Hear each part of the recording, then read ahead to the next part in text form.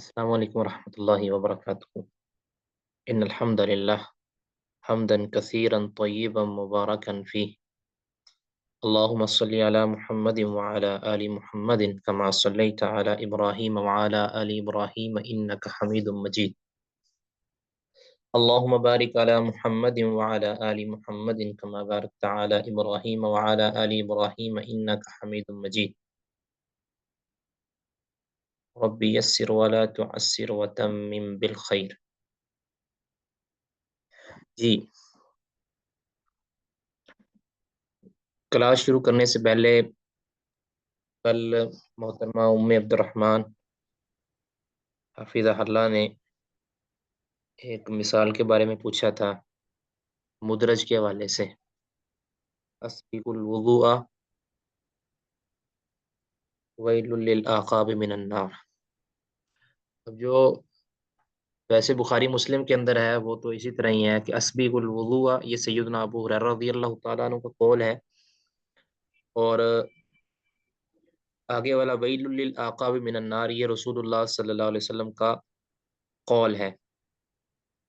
وہاں فصل آیا ہوا ہے، یعنی فرق آیا ہوا ہے کہ یہ ابو ہریرہ کا قول ہے، کیونکہ ابو ہریرہ خود فرماتے ہیں فَإِنَّ أَبَا الْقَاسِمِ صلی اللہ علیہ وسلم قال وَيْلٌ لِلْأَعْقَابِ مِنَ النَّارِ۔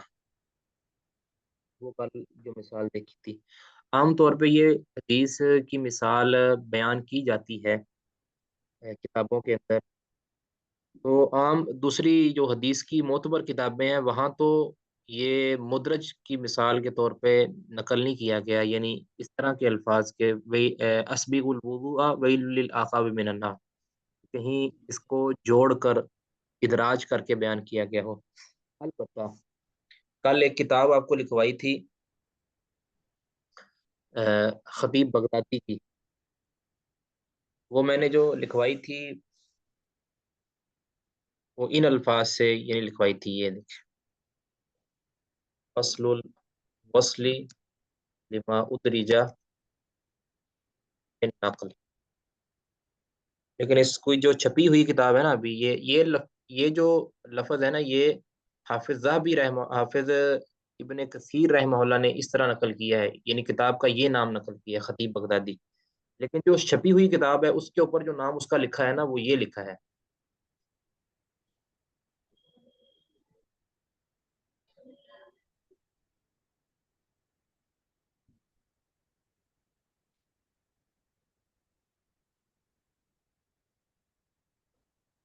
یہ لکھا ہے الفصل للوصل المدرج فی النقل، ٹھیک ہے؟ یہ خطیب بغدادی رحمہ اللہ کی کتاب ہے، انہوں نے ادھر یہ مثال لکھی ہے مدرج کے بیان میں۔ اب چونکہ یہ کتاب ہی مدرج کے بارے میں ہے تو اس کا نام اوپر والا ہو فصل الوصل ہو یا الفصل للوصل المدرج فی النقل، ایک ہی معنی ہے، الفاظ کا فرق ہے۔ برکہ جو بھی چھپی ہوئی کتاب ہے اس کے اندر یہ نام اس کا درج ہے الفصل للوصل المدرج فی النقل، وہاں انہوں نے اس کی مثال جو مدرج کی ایک مثال اس کے اندر یہ اپنی سند کے ساتھ انہوں نے نقل کیا کہ سیدنا ابو ہریرہ رضی اللہ تعالیٰ عنہ سے یہ الفاظ نقل ہیں، یعنی سیدنا ابو ہریرہ رضی اللہ عنہ ابی ہریرہ، ٹھیک ہے؟ قال قال النبی صلی اللہ علیہ وسلم اسبغ الوضوء ویل للعقاب من النار۔ اب وہاں یہ مثال انہوں نے بنائی ہے، کہتے ہیں کہ یہ جو لفظ ہیں اسبغ الوضوء، اسبغ الوضوء، یہ راوی کا وہم ہے، راوی نے وہم کھاتے ہوئے یہ الگ الفاظ رسول اللہ صلی اللہ علیہ وسلم کے نہیں تھے بلکہ یہ الفاظ سے ابو ہریرہ رضی اللہ تعالیٰ عنہ کے، انہوں نے کسی کو ایسا کرتے دیکھا کہ وضو کے اندر وہ نامکمل اعضاء کر رہا تھا، یعنی دو پوری طرح نہیں رہا تھا، تو انہوں نے کہا کہ اسبغ الوضوء، بھائی وضو چنگی طرح کرو، اچھی طرح کرو، کیونکہ رسول اللہ صلی اللہ علیہ وسلم نے یہ فرمایا ویل للعقاب من النار، ٹھیک ہے، یہ بندہ اپنے جذبات میں آ کے جب کہتا ہے نا کسی کو بھی اس طرح نہ کرو بھائی، ٹھیک ہے، پھر دلیل کے طور پر انہوں نے پیش کیا وعید للعقاب من النار، لیکن راوی کسی نے وام کھاتے ہوئے ان الفاظ کو بھی، اسبیغ الوضوء کے الفاظ کو بھی رسول اللہ صلی اللہ علیہ وسلم کا فرمان بنا دیا اس حدیث کے اندر۔ ویسے تو رسول اللہ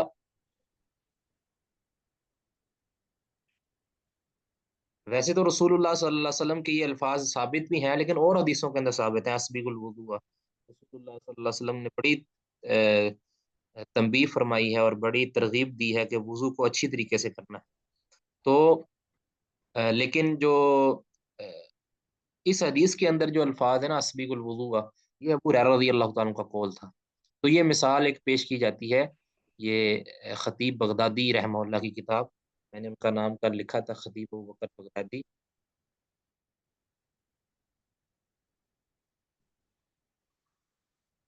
کی تاریخ وفات 463 ہجری، ٹھیک ہے، اور کتاب کا نام بھی یہ ازبر کر لیں۔ تو یہ مثال بھی یہاں پیش کی جا سکتی ہے، ٹھیک ہے۔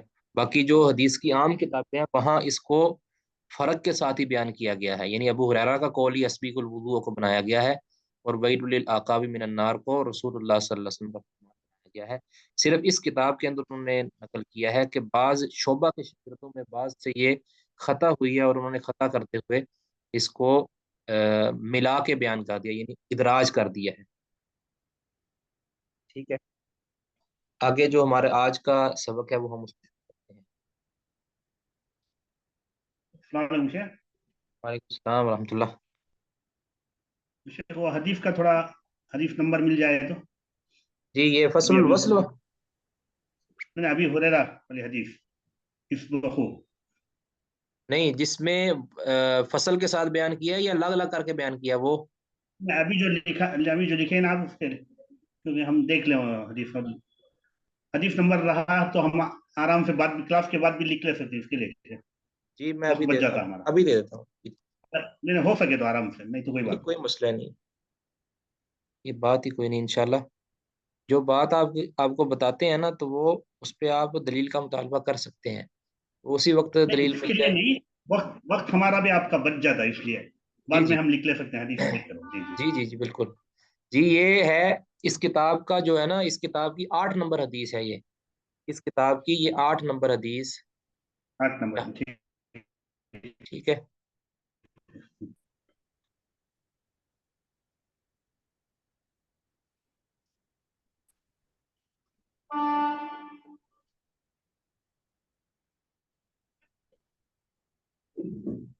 ویسے استاد اور ڈاکٹر حکیم مشفق باپ کی حیثیت رکھتے شیخ، جی مربی کون جی؟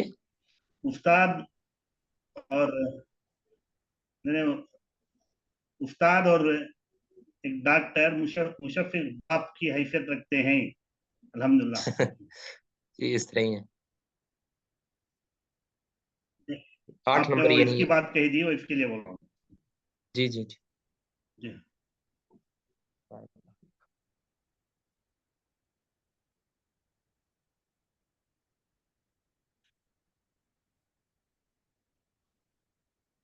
جی المزید آگے ہے ہمارا سبق ہے، جو چھٹی قسم اس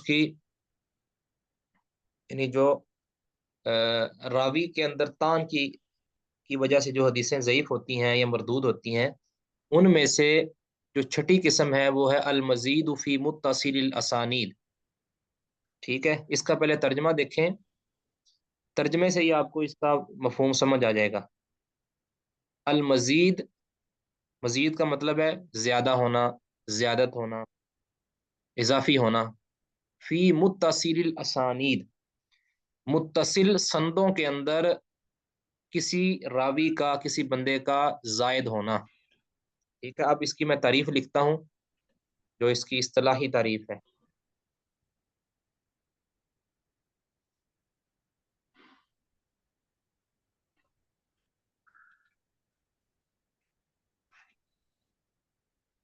جی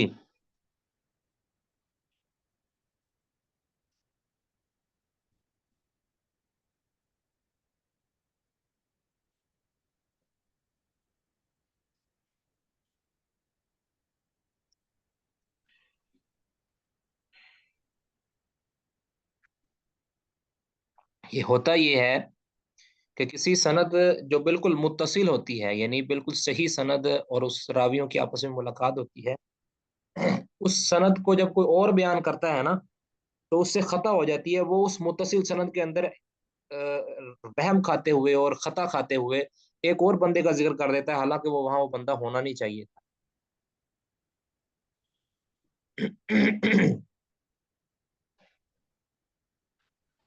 میں اس کی تعریف آپ کو لکھوا دیتا ہوں۔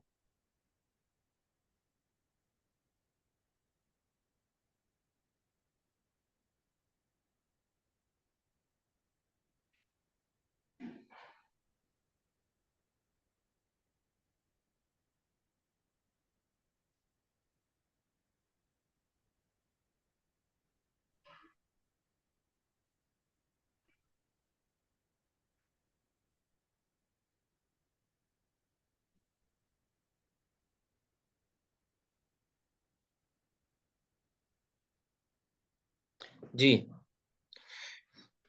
المزید فی متصل الاسانید کیا ہے؟ ہوا ان یزید راوین فی سند رجلا وہما لم یذکرہ غیرہ، کہ کسے کہتے ہیں؟ ان یزیدہ، کہ زیادہ کر دے، بڑھا دے، راوین کوئی راوی، فی سندی سند کے اندر، راجلن کسی بندے کو، کسی راوی، ایک راوی کسی بندے کا اضافہ کر دے سند کے اندر، وہمن، وہم کھاتے ہوئے، ٹھیک ہے، خطا کھاتے ہوئے، یعنی اس کو غلطی لگی ہے، جان بوجھ کے اس نے نہیں کیا، اور حقیقت کے اندر وہ وہاں وہ بندہ ہے بھی نہیں،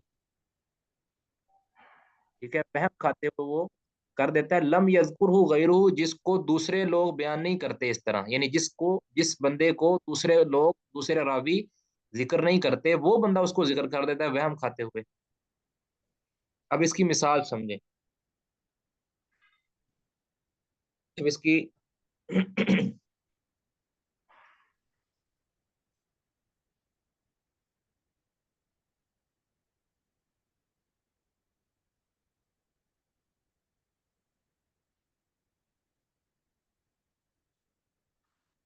جی،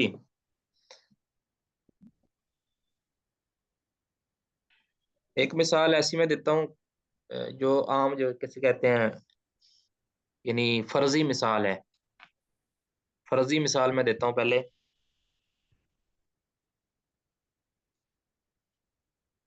کہ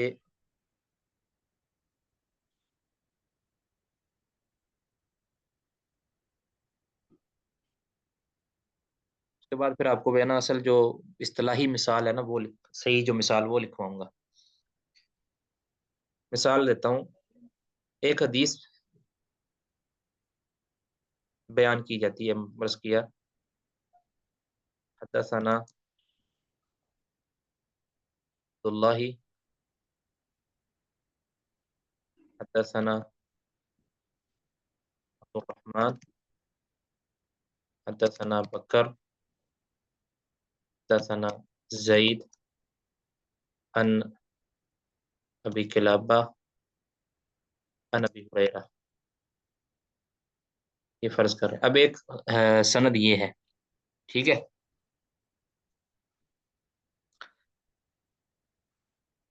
حدثنا زائدہ، حدثنا عبدالرحمن، حدثنا بکر،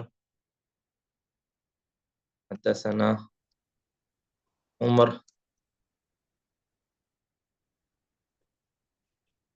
عن زید، عن ابی قلابہ، ابی ہریرہ، ٹھیک۔ اب ایک یہ حدیث ہے، اس کو آپ ذرا غور کریں کہ پہلی حدیث، اس کو بیان کرنے والا پہلا ہے عبداللہ، یعنی عبد الرحمن کے شاگردوں میں پہلا ہے عبداللہ۔ وہ کیسے بیان کرتا ہے؟ عبداللہ کہتا ہے کہ مجھے عبد الرحمن نے بیان کیا، عبد الرحمن کہتا ہے مجھے بکر نے بیان کیا، بکر کہتا ہے مجھے زید نے بیان کیا، ان ابی قلابہ، ان ابی ہریرہ۔ ذرا غور کی، جس طرح کل ہم نے مدرج فی سند کی مثال لکھی تھی نا، اس سے ملتی جلتی ہے بالکل، بس تھوڑا سا فرق ہے، تھوڑا سا فرق ہے، وہ فرق میں آپ کو بتاتا ہوں بعد میں۔ اب یہی حدیث، یہی سند جب عبد الرحمن کے دوسرے شاگرد زائدہ نے بیان کی، زائدہ نے جب بیان کی تو اس نے عبد الرحمن سے بیان کرتے ہوئے بکر حدثنا عمر کہا، یہ حدیثن لکھا گیا حدثنا ہے، حدثنا عمر کہا ہے، جبکہ اوپر حدثنا بکر کے بعد حدثنا زید ہے، اور اس نے حدثنا عمر کہہ دیا اور عن زید عن ابی قلابہ عن ابی ہریرہ رضی اللہ عنہ۔ اب اس نے ایک بندے کا اضافہ کر دیا یہاں، جو عمر کا اضافہ کیا ہے اس نے، ٹھیک ہے۔ اب یہ سند، یہ ساری کی ساری سند بالکل متصل سند تھی، یعنی متصل تھی، اس میں راویوں کی آپس میں ملاقات تھی اور کوئی پرابلم نہیں تھی، بالکل متصل سند۔ لیکن اس نے اس متصل سند میں ایک خام خواہ غلطی کرتے ہوئے، زائدہ نے غلطی کرتے ہوئے، وہم کھاتے ہوئے ایک راوی کو اضافی ذکر کر دیا جو کہ وہاں کا راوی ہے ہی نہیں، ٹھیک ہے، اس نے غلطی کی ہے۔ اب اس غلطی کا ہمیں پتہ کیسے چلتا ہے؟ اس غلطی کا ہمیں پتہ چلتا ہے ائمہ محدثین سے۔ سب سے جو معتبر ذریعہ، پہلے میں نے بار بار عرض کیا کہ جو علل کے امام ہے، یہی علل والوں کا کام ہے، وہ ہمیں بتاتے ہیں کہ یہاں یہ راوی اضافی ہو چکا ہے، یہاں اس راوی کا ذکر کرنا یہ وہم ہے، ٹھیک ہے۔ سب سے معتبر ذریعہ تو وہ ہے۔ دوسرا ذریعہ یہ ہوتا ہے کہ اگر آپ کے اندر اب خود قابلیت ہے حدیث کے میں سے علل نکالنے کی، یعنی علتیں نکالنے کی، اگر آپ کے اندر خود قابلیت ہے، آپ کا حافظہ اتنا قوی ہے اور آپ کی مہارت اتنی زیادہ ہے، آپ کا مطالعہ اتنا وسیع ہے، تو پھر اس کے لیے طریقہ کار یہ ہے کہ آپ اس حدیث کی مختلف سندوں کو جمع کریں گے۔ وہ ساری سندیں جب جمع ہوں گی، آپ نے پھر اس کا موازنہ کرنا ہے کہ اس کو بیان کرنے والا کون ہے، اس کو کس نے کس طرح بیان کیا ہے، کس نے کس طرح بیان کیا ہے۔ وہ ساری جب آپ پوری صورتحال سامنے لے کر آئیں گے تو پھر آپ کے سامنے یہ بات کھل کے سامنے آ جائے گی کہ یہ یہاں پہ راوی کو وہم ہوا ہے، ٹھیک ہے، اور راوی نے وہم کھاتے ہوئے ایک بندے کا، ایک رجل کا اضافہ کر دیا، اور وہ رجل اس سند میں کون ہے؟ عمر، یعنی یہاں عمر کا اضافہ کر دیا گیا ہے، اور یہ اضافہ کس کی طرف سے ہوا ہے؟ زائدہ کی طرف سے۔ زائدہ نے غلطی کھائی، اور غلطی یہ کسی سے بھی ہو سکتی ہے، اس کو لگا کہ شاید بکر اور زید کے درمیان عمر کا واسطہ ہے، تو اس نے عمر کا واسطہ ذکر کر دیا، سمجھ آئی؟ تو حالانکہ سند بالکل یہ متصل تھی، اس کے اندر کوئی کمی نہیں تھی، اور پھر اس کے اندر خام کا بندے کا اضافہ کر دینا اور یہ غلطی کی وجہ سے ہوا ہے، تو لہٰذا یہ وہم ہوگا، اور اسی کو کہتے ہیں المزید، یعنی ایک بندے کا اضافہ، ایسا اضافہ، ایسی جگہ پہ اضافہ جہاں سندیں متصل ہیں، متصل سند کے اندر ایک بندے کا اضافی ذکر کر دینا، اور یہ وہم کے ساتھ ہوتا ہے، یعنی غلطی سے آتا ہے، ٹھیک ہے۔ یہ مزید فی متصل الاسانید کے لیے یاد رکھے دو شرطیں ہیں، یعنی اس کو متصل، اس صورت کو، اس صورتحال کو متصل المزید فی متصل الاسانید قرار دینے کے اندر، یعنی متصل الاسانید کے اندر کیا ہوتا ہے کہ ایک راوی کا اضافہ ہو جاتا ہے، وہ راوی وہاں ذکر کرنا غلطی ہوتا ہے، اور اس کو ذکر کرنا، اور یہ سند پھر اس سند کو اب اس طرح بیان کرنا، یعنی اس طرح بیان کرنا اس سند کو، یہ غلطی ہوگا، یہ درست نہیں ہوگا، صحیح ہے۔ اب اب دو شرطیں ہیں اس کے لیے نا، میں وہ دو شرطیں آپ کو لکھ دیتا ہوں ادھر۔ دو شرطیں یہ ہیں، نمبر ایک،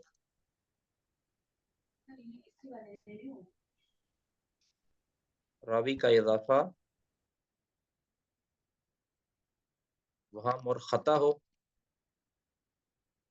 یعنی جو ایک بندہ بڑھایا ہے نا، وہ خطا اور وہم کی وجہ سے بڑھایا گیا ہو، جان بوجھ کے اگر بڑھایا ہے تو پھر وہ المزید فی متصل الاسانید نہیں ہوگی۔ نمبر دو، جس سند میں اضافہ مذکور نہیں، اس میں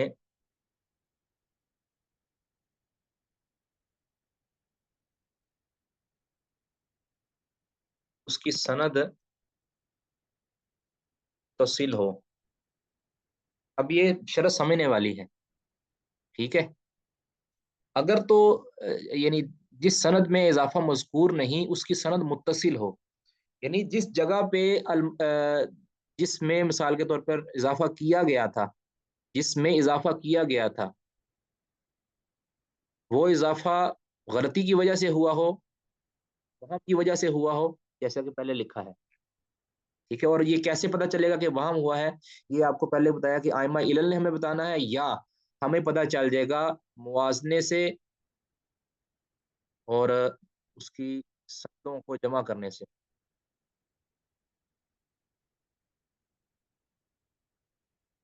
ٹھیک ہے؟ یہ سندیں جمع کریں گے تو ہمیں پتا چل جائے گا یہاں راوی کا اضافہ وہم کی وجہ سے ہوا ہے۔ دوسرا یہ ہے کہ جس سند میں مذکور نہیں ہے، جس سند میں اضافہ مذکور نہیں ہے اس کی سند متصل ہو۔ اگر اس کی سند متصل نہیں ہے، یعنی جن دو راویوں کے درمیان اضافہ ذکر جس میں نہیں کیا گیا ان دو راویوں کی آپس میں ملاقات ہو، یعنی وہ دو راوی آپس میں ملے ہوں، مثلا بکر تھا پیچھے، بکر کی ثنا کیا تھا وہاں، تو شاید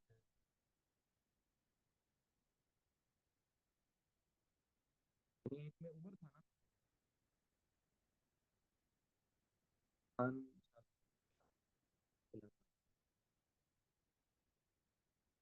اور دوسرے میں تھا بکر خان ابی کھلاتا ہے، حدثنا ابی کھلاتا ہے۔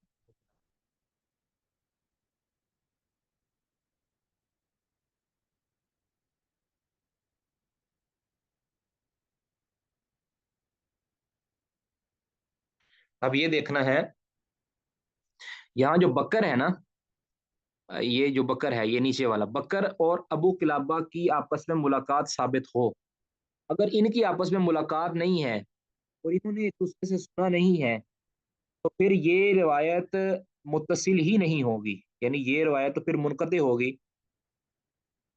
یعنی جب ان کا آپس میں سماع لقاء ہی نہیں ہے، ملاقات ہی نہیں ہے ان کا آپس میں، انہوں نے ایک دوسرے سے سنا ہی نہیں ہے۔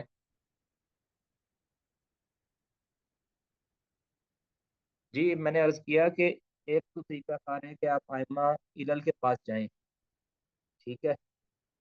تو یہ جو چیزیں ہیں نا المزید فی متصل الاسانید، یہ خال خال حدیثوں کے اندر ہے، آپ کو پریشان ہونے کی ضرورت نہیں ہے، ہر حدیث کے اندر یا ہر دوسری تیسری حدیث کے اندر یہ مسئلہ نہیں ہوتا، یہ کسی کسی روایت کے اندر ہے، تو آپ کو اگر تو آپ اس فیلڈ کو یعنی چوز کرنا چاہتی ہیں اور اس کے اندر پوری کی پوری مہارت حاصل کرنا چاہتی ہیں تو پھر آپ کو محنت تو ظاہرہ کرنی پڑے گی۔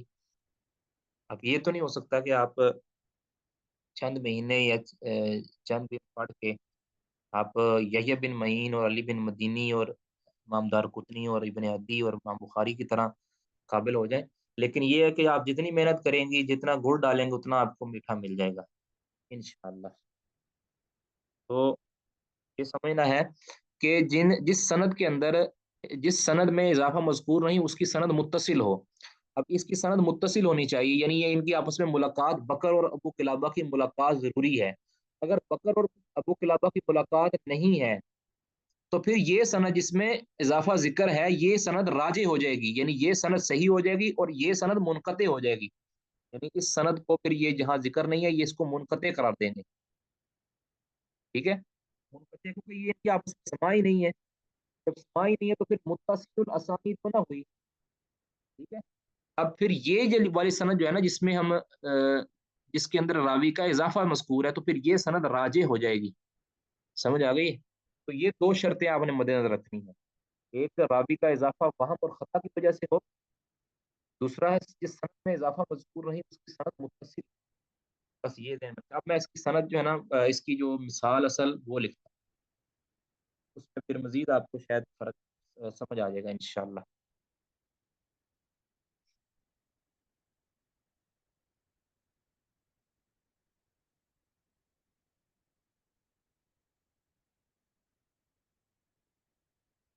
اب یہ جو میں ابھی لکھنے لگا ہوں یہ صحیح مسلم کی روایت ہے، صحیح مسلم کے اندر،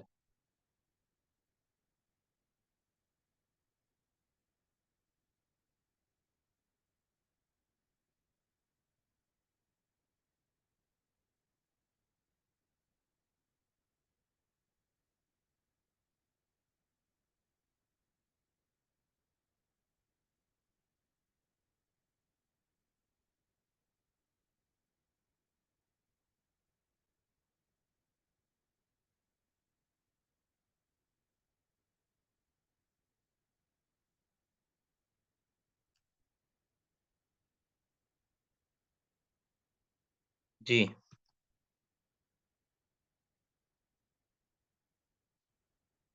یہ ہے صحیح مسلم، اس کا نمبر میں لکھ دیتا ہوں آپ کو.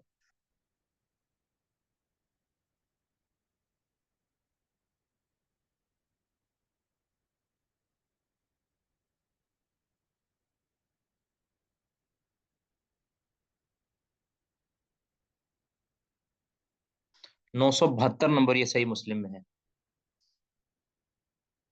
ٹھیک ہے. اب صحیح مسلم میں ہی اس کی دوسری سند دیکھیں.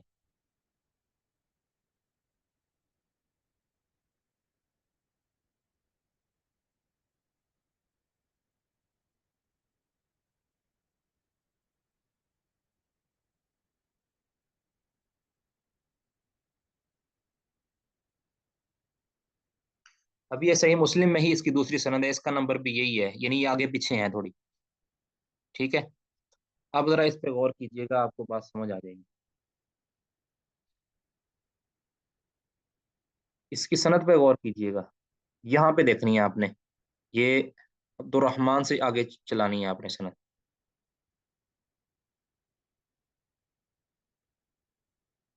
یہاں سے عبد الرحمن سے، یعنی عبد الرحمن بن جابر، یزید بن جابر ہے نا، یہ بھی وہی ہے، عبد الرحمن بن یزید بن جابر.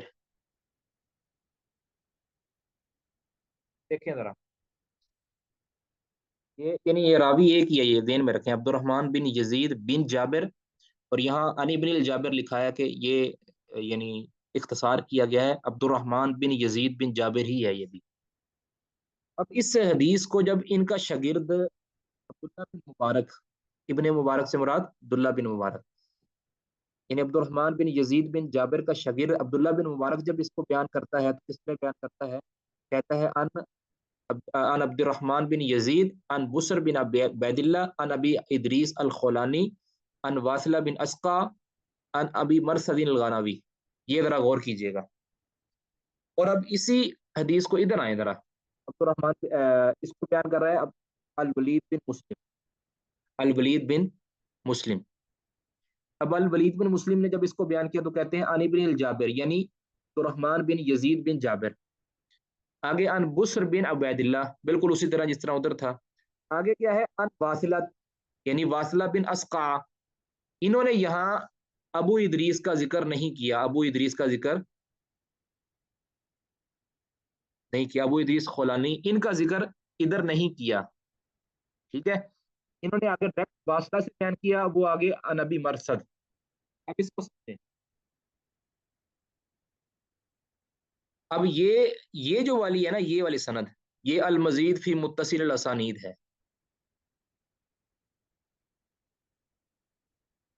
یہ اس کی مثال ہے. ٹھیک ہے. المزید فی متصل الاسانید، کہ یہ سند متصل تھی، یعنی بسر بن عبید اللہ ان واصلہ، بالکل یہ متصل تھی. بس بسر بن عبید اللہ نے واصلہ سے سما کیا ہوا ہے، سنا ہوا ہے. وہ آگے واصلہ جو ہے یہ ابھی مرسد غنوی سے لیکن انہوں نے عبداللہ بن مبارک کو غلطی لگی، خطا ہو گئی ان سے. انہوں نے جب اس روایت کو بیان کیا عبد الرحمن بن یزید سے، یزید بن جابر سے، تو انہوں نے درمیان میں ابو ادریس خولانی کا ذکر کر دیا، یہ جبکہ ابو ادریس خولانی کا ذکر یہاں وہم ہے، خطا ہے. خوب سمجھیں اس کو. عبداللہ بن مبارک سے غلطی ہوئی، انہوں نے عبید اللہ عبد الرحمن بن یزید ان بسر بن عبید اللہ ان ابی ادریس الخولانی ان واصلۃ بن اسقا ان ابی مرثد اس سند سے بیان کر دی. اس میں جو ابو ادریس کا جو اضافہ انہوں نے نقل کر دیا ہے، یہ غلطی ان سے ہوئی ہے، حالانکہ اصل میں سند ایسے تھی جس طرح کے ولید بن مسلم نے بیان کی ہے. اور ولید بن مسلم کے علاوہ اور بھی جو رحمان بن جابر کے دوسرے شاگرد ہیں وہ بھی اسی طرح بیان کرتے ہیں، یعنی ابو ادریس خولانی کا ذکر کیے بغیر. تو ثابت یہ ہوا کہ یہ جو سند ہے یہ المزید فی متصل الاسانید ہے، کہ یہ سند متصل تھی، بالکل یہ رائٹ سند متصل تھی، اس میں اضافہ کرنے کی ضرورت ہی نہیں تھی. اب جب وہم ہوا عبداللہ بن مبارک کو، حالانکہ یہ بڑے پائے کسی کا امام ہے، لیکن وہم تو کسی کو بھی ہو سکتا ہے، تو ان کو غلطی لگ گئی. اب یہ غلطی کیسے پتہ چلی کہ ان کو غلطی لگی؟ یہ ہمیں بتایا ہے آئمہ علل نے، کئی ایک آئمہ نے اس بات کی نشاندہی کی ہے، بے شمار آئمہ نے، کہ یہاں پہ غلطی لگی ہے عبداللہ بن مبارک کو، بے شمار آئمہ ہیں، جس میں ایک صرف حوالہ میں یہاں نقل کرتا ہوں، اب اس کو آپ صرف ذرا نوٹ کر لیں، اس کے بعد پھر میں حوالہ نقل کرنے لگا ہوں۔ انہوں نے اس پر نشاندہی کی، ان کی پوری عبارت میں یہاں نقل کروں گا، آپ کو بات بالکل بالکل واضح سمجھ آ جائے۔ السلام علیکم شیخ۔ وعلیکم السلام۔ شیخ یہ بھی امکان ہو سکتا ہے کہ راوی چھوٹ جائے؟ جی میں نے عرض کیا کہ سند متصل ہو اور ہمیں یہ یقین ہو کہ یہاں راوی کو غلطی لگی ہے، اور غلطی لگنے کی وجہ سے اس نے اضافہ کیا ہے، یہ ہم نے یقین کرنا ہے پہلے، یعنی اس کی پوری اچھا ویریفیکیشن کرنی ہے کہ واقعتاً یہاں راوی کو خطا ہوئی ہے اور اس نے غلطی سے اس کو اس طرح بیان کر دیا ہے۔ اگر تو راوی چھوٹا ہے، چھوٹنے کی دلیل جی کیا ہوگی؟ چھوٹنے کی دلیل یہ ہوگی کہ جس سند کے اندر اس راوی کا ذکر نہیں ہے وہ سند پھر متصل نہیں ہوگی، ٹھیک ہے؟ وہ سند جب متصل نہیں ہوگی پھر تو عرض کر دیا کہ وہ منقطع ہو جائے گی، اور جس میں راوی کا اضافہ ہے وہ سند بالکل یعنی اصل ہوگی، وہ تو پھر مزید پھر متصل اسناد کی مثال نہیں بنے گی۔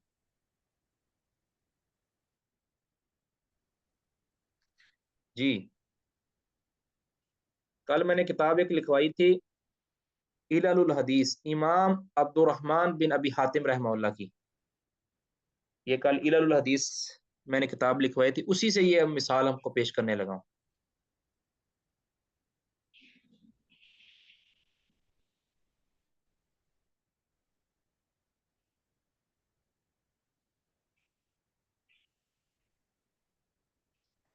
جی یہ بڑی عبارت بڑی ہے، آپ اس کو نوٹ کرنا چاہیں نوٹ کر لیں، نہیں کرنا چاہتے تو آپ کی مرضی ہے۔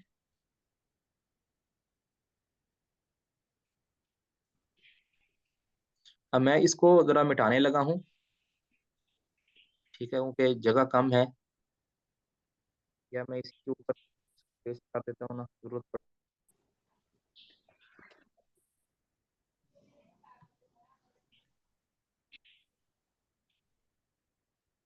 اللہ کا یہ حکم ہے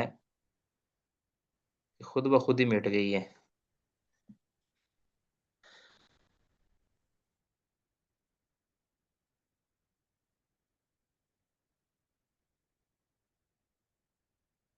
اب یہ عبارت ہے، میں اس کا حوالہ بعد میں آپ کو لکھوا دیتا ہوں۔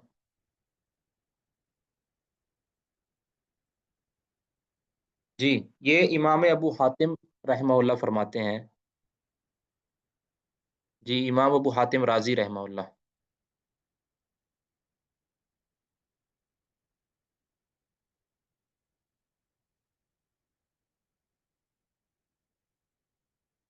ٹھیک ہے، ان کا سن وفات 270 کے بعد لگ بھگ ہے، 273 ہے یا 74 ہے، یعنی اتنا ہی ہے، مجھے اب کنفرم نہیں ہے، بس آپ یہ لکھ لیں 270 کے بعد یعنی ان کی وفات ہے۔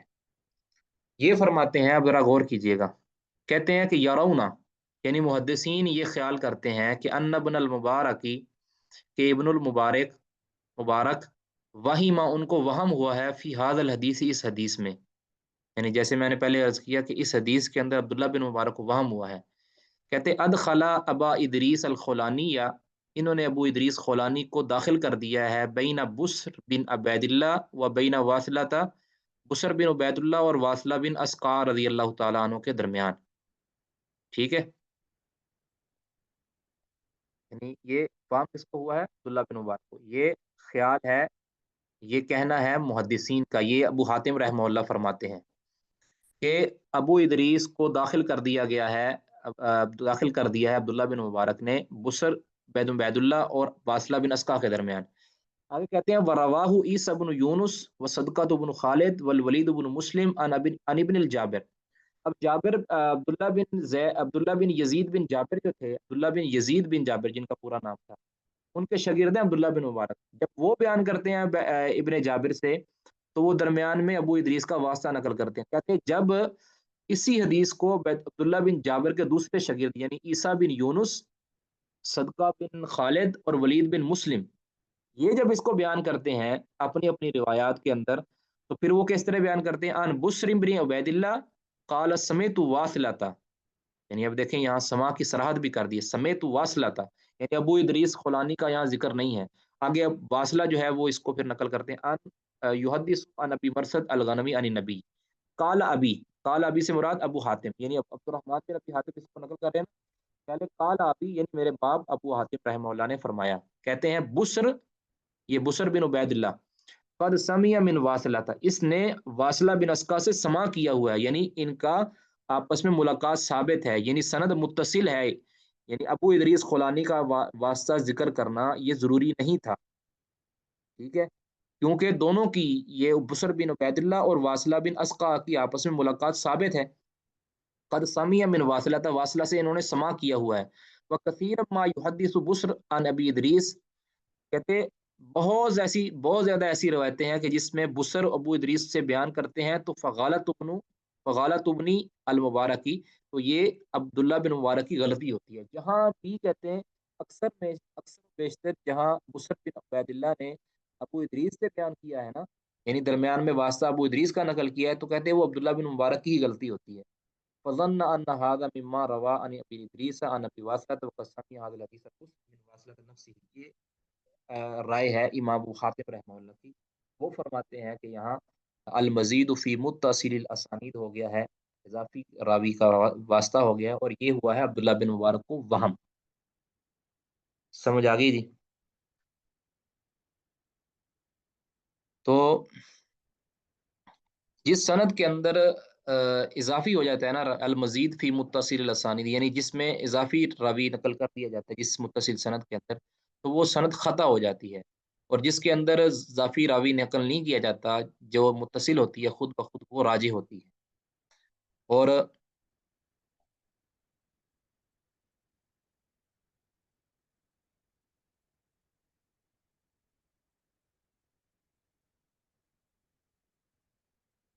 जी, मैं दोबारा अगर समझ नहीं आई, ये मुराद है आपकी, मैं दोबारा से अर्ज कर देता हूँ, जरा ज़हन नशीन फरमा लें कि अल मजीद फी मुत्तसिल असानीद किसे कहते हैं। मजीद फी मुत्तसिल असानीद ये है कि एक सही सनद, मुत्तसिल सनद, बिल्कुल उनकी आपस में मुलाकात भी साबित होती है। एक वो सनद होती है जिसको अक्सर लोग बयान कर रहे होते हैं, फिर एक रावी को गलती लगती है, वो उस मुत्तसिल सनद के अंदर जब उसको खुद वो बयान करता है, तो वो रावी का इजाफा नकल कर देता है, उसमें कोई इजाफी बंदा नकल कर देता है, जिस जो हकीकत में होता नहीं है वहाँ, ये उसकी गलती होती है, उससे वहम हो जाता है, उसको गलती लग जाती है, तो उसने इजाफी बंदा नकल कर दिया। अब जहाँ इजाफी बंदा नकल किया है, उसकी मैंने फिर शर्तें दो बताई हैं कि अल मजीद बनने की दो शर्तें होती हैं। वो दो शर्तें, ये एक ये है कि रावी को वहम हुआ हो जिसने इजाफा नकल किया है। नंबर दो ये है कि जिस सनद में इजाफा नकल नहीं है, वो सनद मुत्तसिल हो, यानी उनकी आपस में मुलाकात साबित हो। दोनों शर्तें पाई जाएंगी, और रावी को वहम भी हुआ होगा, और जिस सनद में रावी का इजाफी रावी का जिक्र नहीं है, वहाँ अ, समा भी हो और उनकी आपस में मुलाकात भी साबित हो, तो फिर उस इजाफी सनद के अंदर जिसमें इजाफी रावी है, उसको हम कह देंगे अल मजीद है। ये अल मजीद फी मुत्तसिल असानीद है। उसकी मिसाल हमने ये पेश की कि ये एक रवायत जिसमें ला तजलिसु अलल कुबूरी वला तुसल्लू इलैहा, ये सही मुस्लिम की रवायत, जिसका नंबर भी आपके सामने लिख दिया था, शायद आपने महफूज कर लिया होगा, कि उस रवायत को नकल करने वाले अबू मरसद गनमी हैं, यानी वो सहाबी हैं, और इस रवायत के वो नाकिल हैं। उनसे नीचे फिर सनद जाती रही, तो उस हदीस को अब्दुर्रहमान बिन यजीद बिन जाबिर ने कई एक रावियों को बयान किया, यानी कई शागिर्दों को बयान किया है। उनके जो अक्सर शागिर्द हैं, वो इसके अंदर अब्दुर्रहमान बिन यजीद बिन जाबिर से जब वो हदीस नकल करते हैं, तो वो सनद ऐसे पढ़ते हैं, अन बुसर बिन उबैदिल्ला काला समेतु वासिलता, यानी बुसर बिन उबैदुल्लाह के बाद वासला का जिक्र करते हैं। लेकिन जब इसी हदीस को अब्दुर्रहमान बिन यजीद बिन जाबिर के दूसरे शागिर्द यानी अब्दुल्ला बिन मुबारक बयान करते हैं, तो वो गलती खाते हुए, वहम खाते हुए, وہ بسر بن عبید اللہ اور واصلہ کے درمیان ایک اور بندے کا ذکر کر دیتے ہیں، جو کہ ان کی غلطی ہوتی ہے، حقیقت کے اندر وہاں وہ بندہ ہوتا نہیں ہے، کیونکہ اس کی دلیل یہ ہے کہ دوسرے شاگردوں نے اس طرح بیان نہیں کیا ہوتا، تو وہاں وہ اضافی نقل کر دیتے ہیں ابو ادریس خولانی کو، ٹھیک ہے۔ تو اب جس روایت کے اندر بندہ اضافی نقل کر دیا جاتا ہے، اضافی درج کر دیا جاتا ہے، اس روایت کو ہم کہتے ہیں المزید فی متصل الاسانید، کہ ایک متصل سند کے اندر خام خواہ وہم کھاتے ہوئے کسی نے اضافی بندہ نقل کر دیا ہے، تو اس کو پھر خطا قرار دیا جاتا ہے اس سند کو۔ جی، امید ہے سمجھ آ گئی ہوگی آپ سب کو۔ اس کے والے سے کسی نے کوئی بات کرنی ہے تو کر سکتے ہیں۔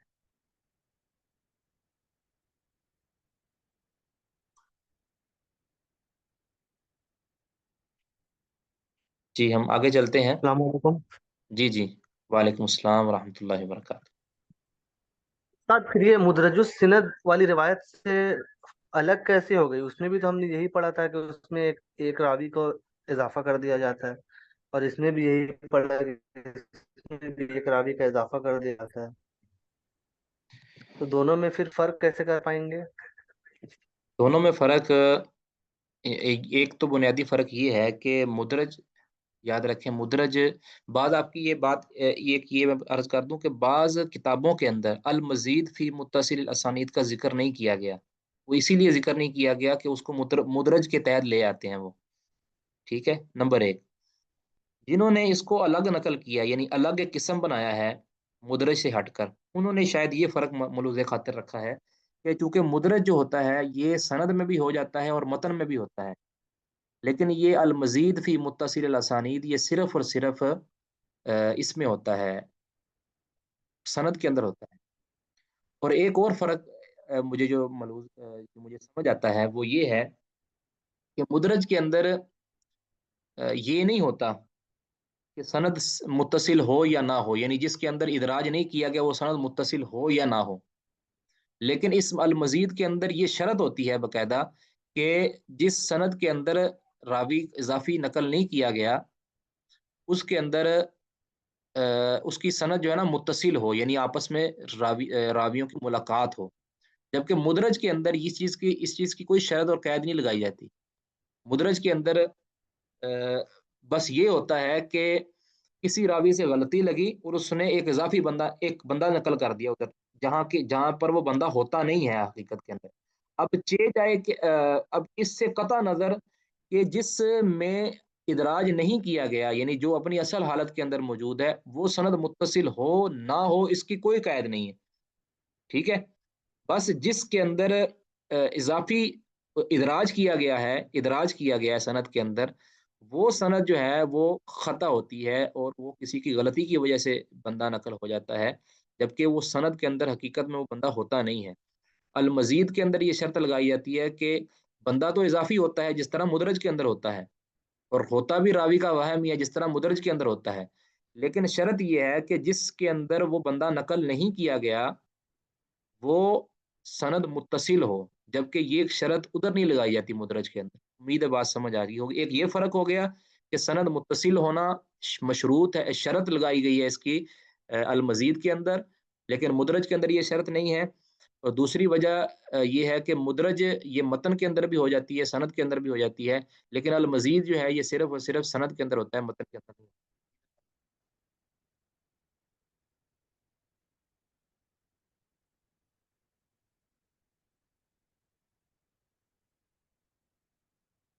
اس وہم کو پہچاننے کا پوچھا گیا کہ کیا فائدہ ہے؟ فائدہ یہ ہے کہ ایک سند جس کو بیان کیا جاتا ہے اس کے اندر خطا کا علم ہو جاتا ہے بس، اور کوئی اس کے علاوہ اور کیا فائدہ ہو سکتا ہے؟ بس اوقات یہ بھی ہوتا ہے بھئی اب یہاں تو جو ہم نے مثال دی ہے اس کے الفاظ تقریباً ایک جیسے ہیں دونوں روایتوں کے، کبھی کبھار ایسے ہو جاتا ہے کہ جس سند کے اندر خطا ہوئی ہوتی ہے اس کے اندر جو راوی الفاظ بیان کرتا ہے، متن بیان کر دیتا ہے، وہ متن اس روایت سے ہٹ کر ہوتا ہے کہ جس کے اندر اضافہ نقل نہیں ہوتا، پھر ہم یہ کہیں گے کہ یہ جو المزید فی متصل الاسانید والی سند ہے اس کا جو متن ہے یہ معتبر نہیں ہوگا، کیونکہ اس کی سند کے اندر راوی کا اضافہ خطا ہو گئی ہے، ٹھیک ہے۔ اور جس میں راوی کو خطا لگ جائے اور راوی کو وہم ہو جائے، اس کا متن پھر اس طرح ویلڈ نہیں ہوتا جس طرح بغیر خطا والا ویلڈ ہوتا ہے۔ جی، اس کے متعلق کسی اور کا سوال؟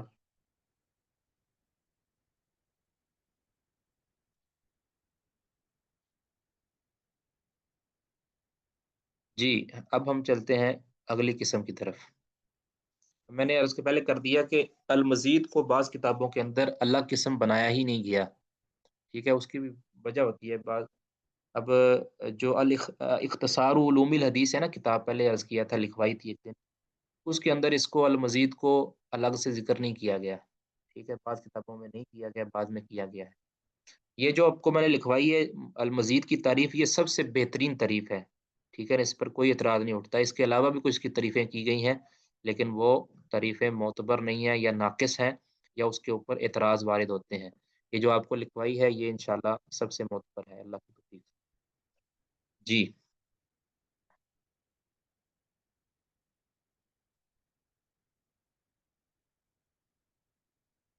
آگے ہے الشاذ، ٹھیک ہے، الشاذ، اس کی تعریف لکھ لیں پہلے۔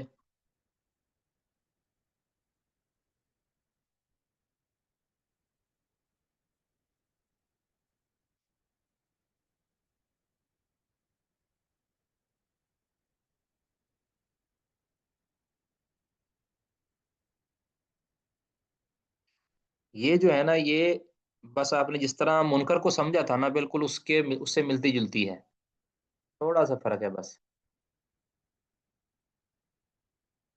الشاذ کہتے ہیں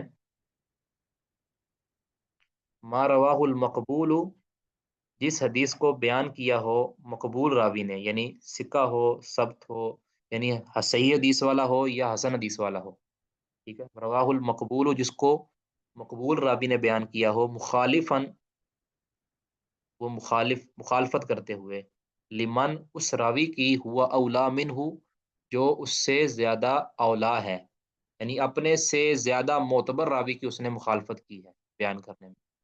منکر کے اندر کیا تھا کہ ضعیف نے مقبول راوی کی مخالفت کی تھی۔ اب شاذ کے اندر کیا ہے، مقبول نے اپنے سے زیادہ بہتر راوی کی مخالفت کی ہے، یا بہتر زیادہ راویوں کی مخالفت کی ہے، اولا منہ۔ اب یہ اولویت جو ہوتی ہے، یہ اس اولویت دو طرح ہو سکتی ہے، یا تو جس کے مخالف وہ بیان کر رہا ہے وہ بندہ اس سے زیادہ ثقہ ہے، بڑا امام ہے، بڑا معتبر ہے، اور جس نے مخالفت کی ہے وہ اتنا معتبر نہیں ہے، یعنی اس کے حافظے میں کوئی مسئلہ ہو سکتا ہے، یعنی وہ حسن الحدیث ہے، اور دوسرا بالکل ثقہ پختہ امام ہے، ثبت راوی ہے، اور اس کا حافظہ بھی مضبوط ہے، اس کی عدالت بھی بالکل کلیئر ہے۔ یا یہ ہو سکتا ہے کہ ایک بندہ جو ثقہ ہوتا ہے وہ مخالفت کرتا ہے زیادہ لوگوں کی، ٹھیک ہے، زیادہ لوگوں کی وہ مخالفت کر رہا ہے۔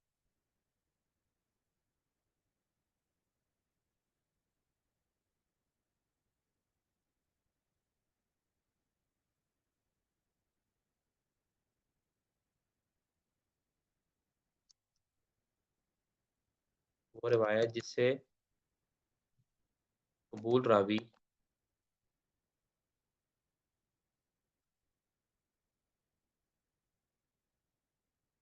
اپنے سے زیادہ ثقہ یا زیادہ ثقات کی مخالفت میں بیان کرے۔ ما رواہ المقبول، وہ روایت جسے مقبول راوی اپنے سے زیادہ ثقہ یا زیادہ ثقات کی مخالفت میں بیان کرے، یعنی اپنے سے زیادہ معتبر ایک راوی کی مخالفت کرے، یا زیادہ راویوں کی، زیادہ ثقہ راویوں کی مخالفت کرتا ہے، ٹھیک ہے۔ اور منکر کے اندر کیا تھا، جس طرح آپ نے پڑھا پہلے، آپ کو امید ہے یاد ہوگا، کہ اس میں یہ تھا کہ ایک ضعیف راوی مخالفت میں بیان کرتا ہے ثقہ راوی کی مخالفت میں، مقبول راوی کی مخالفت میں، ٹھیک ہے، اس پر منکر کا لفظ بول دیا جاتا تھا، اور یہ شاذ، یعنی شاذ کا مطلب ہوتا ہے، یعنی جو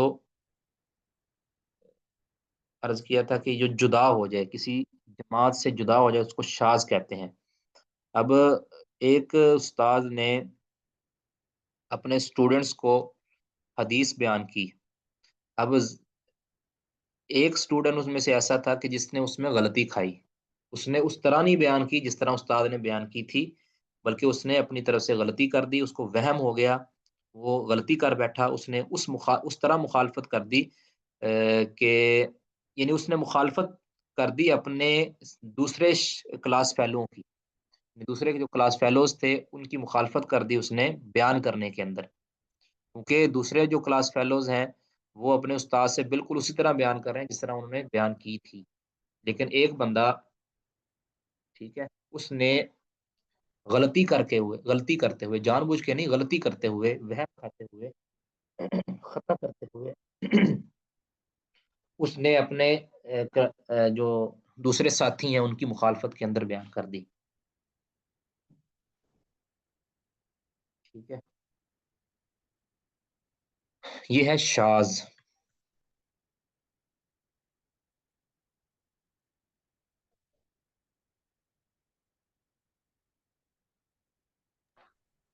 اسی سے شاذ و نادر ہے شیخ؟ جی جی، شاذ و لفظ نادر اسی سے ہوتا ہے، جزاک یعنی جو اللہ کبھی کبھار ہوتا ہے۔ جی جی جی۔ اب یہ یاد رکھیں، یہ جو شاذ ہونا ہے نا، یہ کبھی سند کے اندر ہوتا ہے، کبھی متن کے اندر ہوتا ہے، جس طرح مدرج ہوتا تھا نا، کبھی سند کے اندر ہوتا تھا، کبھی متن کے اندر ہوتا ہے، اس طرح یہ شذوذ اس کو کہتے ہیں، یہ شذوذ یعنی مخالفت کرنا سکہ کی، اپنے سے زیادہ سکہ کی اور یا زیادہ سکات کی مخالفت کر رہے ہیں، اس کو کہتے ہیں شذوذ۔ تو یہ کبھی سند کے اندر ہوتا ہے اور کبھی متن کے اندر ہوتا ہے، ٹھیک ہے۔ سند کے اندر کس طرح ہوتا ہے؟ سند کے اندر ہوتا ہے اس طرح کہ ایک سند کو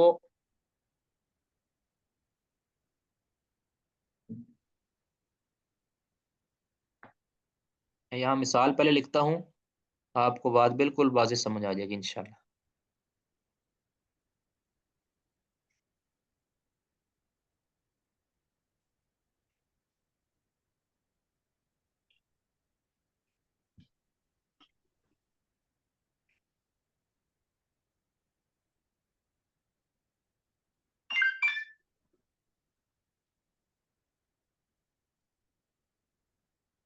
یہ حدیث ہے سنن نبی داود کی 2134 نمبر، سنن نبی داود 2134 نمبر۔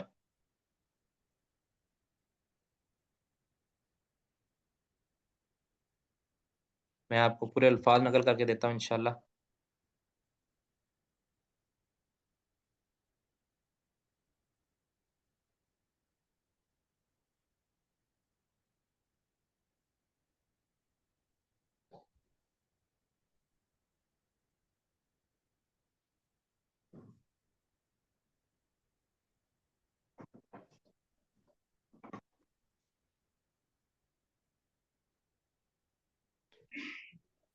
جی،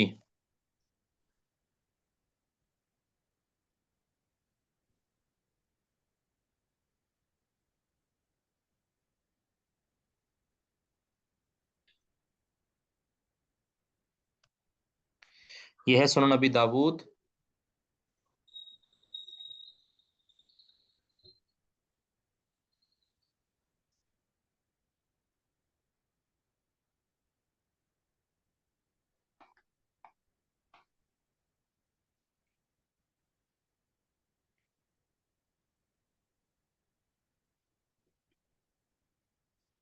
2134 نمبر۔ اب امام ابو داود فرماتے ہیں حدثنا موسیٰ بن اسماعیل قال حدثنا حماد، حماد سے مراد حماد بن سلمہ ہے، یاد رکھیں، حماد بن سلمہ، یہ ایسے لکھا جاتا ہے، حماد بن سلمہ، سلمہ۔ ان ایوب، ایوب سے مراد ایوب بن ابی تمیمہ سختیانی، ان ابی قلابہ، ان عبداللہ بن یزید الختمی، ان عائشہ قالت کان رسول اللہ صلی اللہ علیہ وسلم یقسم फयादिल व यक़ूलु अल्लाहुम्मा हाज़ा क़स्मी फ़ीमा अमलिकु फ़ला तलुमनी फ़ीमा तमलिकु वला अमलिकु। इसका तर्जुमा कर देता हूँ। रसूलुल्लाह सल्लल्लाहु अलैहि वसल्लम तक़सीम करते थे ना जब माल, फयादिलु तो अदल के साथ काम लेते थे, यानी हर एक को बराबर बराबर हिस्सा देते थे जो उसका बनता है। वयकूल और फरमाते थे अल्लाहुम्मा हाज़ा क़स्मी, अल्लाह ये मेरी तक़सीम का तरीक़ाकार है जो मेरे यानी फ़ीमा अमलिकु जितने में जिसका मैं मालिक हूँ, यानी जितनी मेरी कुदरत है उतनी हद तक मैं ये तक़सीम का तरीक़ाकार इख्तियार कर रहा हूँ। फ़ला तलुमनी, अल्लाह तू मुझे मुलामत ना करना फ़ीमा उन मामलात में तमलिकु जिसका तू मालिक है, वला अमलिकु और मैं मालिक नहीं हूँ। यानी मेरा दिल अगर किसी की तरफ झुकता है ज़्यादा तो ये इस पर मेरी कुदरत नहीं है, ये अल्लाह तेरे इख्तियार में है। मैं ये जो तक़सीम करता हूँ तो इसमें मैं अदल से काम लेता हूँ, जो तक़सीम ज़ाहिरी तौर पर होती है और उसमें मैं बिल्कुल अदल से काम लेता हूँ। और इसी तरह की मिलती-जुलती हदीस वो रसूलुल्लाह सल्लल्लाहु अलैहि वसल्लम की, नबी सल्लल्लाहु अलैहि वसल्लम जो बारियाँ तक़सीम की थी आप सल्लल्लाहु अलैहि वसल्लम ने हर ज़ौजा के घर जाने की, उसके अंदर भी नबी सल्लल्लाहु अलैहि वसल्लम के इसी तरह के अल्फ़ाज़ हैं। बहरकैफ़ अब इस पे आप गौर कीजिएगा। मूसा बिन इस्माइल हदथना हम्माद अन अय्यूब। अब हम अय्यूब के जो शागिर्द हैं हम्माद बिन सलमा, इन्होंने जब इस हदीस को बयान किया है जिस तरह के सुनन नबी दाऊद में है, इन्होंने जब इस हदीस को बयान किया है तो वो इसको सईदा आयशा रज़ी अल्लाह ताला अन्हा से बयान करते हैं, यानी पूरी सनद के साथ। और ये सईदा आयशा रज़ी अल्लाह यानी मुत्तसिल इसको बयान करते हैं, बिल्कुल मुत्तसिल, यानी बात सनद पूरी मुत्तसिल बयान करते हैं। लेकिन इसको मुत्तसिल बयान करना याद रखना, इसको मुत्तसिल बयान करना भी खता है। इस हदीस को मुत्तसिल बयान करना यानी सैयदा आयशा रज़ी अल्लाह ताला अन्हा से सनद के साथ बयान करना ये खता है, यानी असल में ये हदीस मुत्तसिल नहीं थी। इसकी हमें कैसे पता चला कि ये मुत्तसिल नहीं थी? हमें ये आइमा इलल ने आगाह किया। मैं आपसे डिस्कस करता हूँ वो कैसे हमें आगाह किया।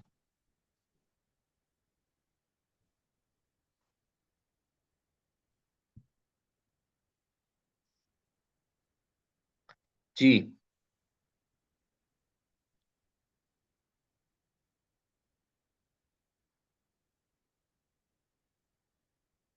अब ये हम्माद बिन सलमा को यहाँ यानी इन्होंने जो इसको मौसूल बयान कर दिया है ना, मौसूल कहते हैं यानी सैयदा आयशा रज़ी अल्लाह ताला अन्हा से आगे जो है ना ये मौसूल बयान। अब ये आइमा इलल हमें बताते हैं कि यहाँ सिर्फ और सिर्फ हम्माद ने सिर्फ इसको मौसूल बयान किया यानी मुत्तसिल बयान किया है और इसको मरफू बना के और यानी सैयदा आयशा रज़ी अल्लाह ताला अन्हा से नकल करते हुए बिल्कुल मुत्तसिल बयान कर दिया। ये सिर्फ हम हम्माद बिन सलमा ने बयान किया है। अबू ज़ुरा राज़ी रहिमहुल्लाह, अबू ज़ुरा राज़ी, ये आप जानते हैं, आप लिखवाया था कि आइमा इलल में से हैं। ये फरमाते हैं ये फरमाते हैं कि हम्माद बिन सलमा की मुताबात यानी इनका साथ किसी ने भी नहीं दिया इस मामले में, यानी इनका साथ किसी ने भी नहीं दिया, बल्कि इनकी मुखालफत किसने की है? मैं अभी आपके सामने नाम नकल कर देता हूँ।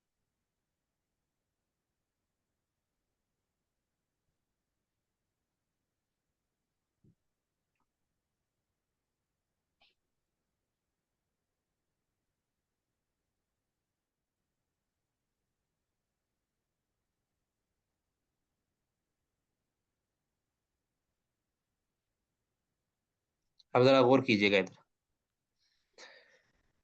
ये हैं। अब हम्माद बिन सलमा ने तो इसको बयान कर दिया था किस तरह, अन अबी किलाबा अन अब्दुल्लाह इब्न यजीद खत्मी अन आयशा रज़ियल्लाहु ताला अन्हा, और आगे फिर वो कान रसूलुल्लाह सल्लल्लाहु अलैहि वसल्लम।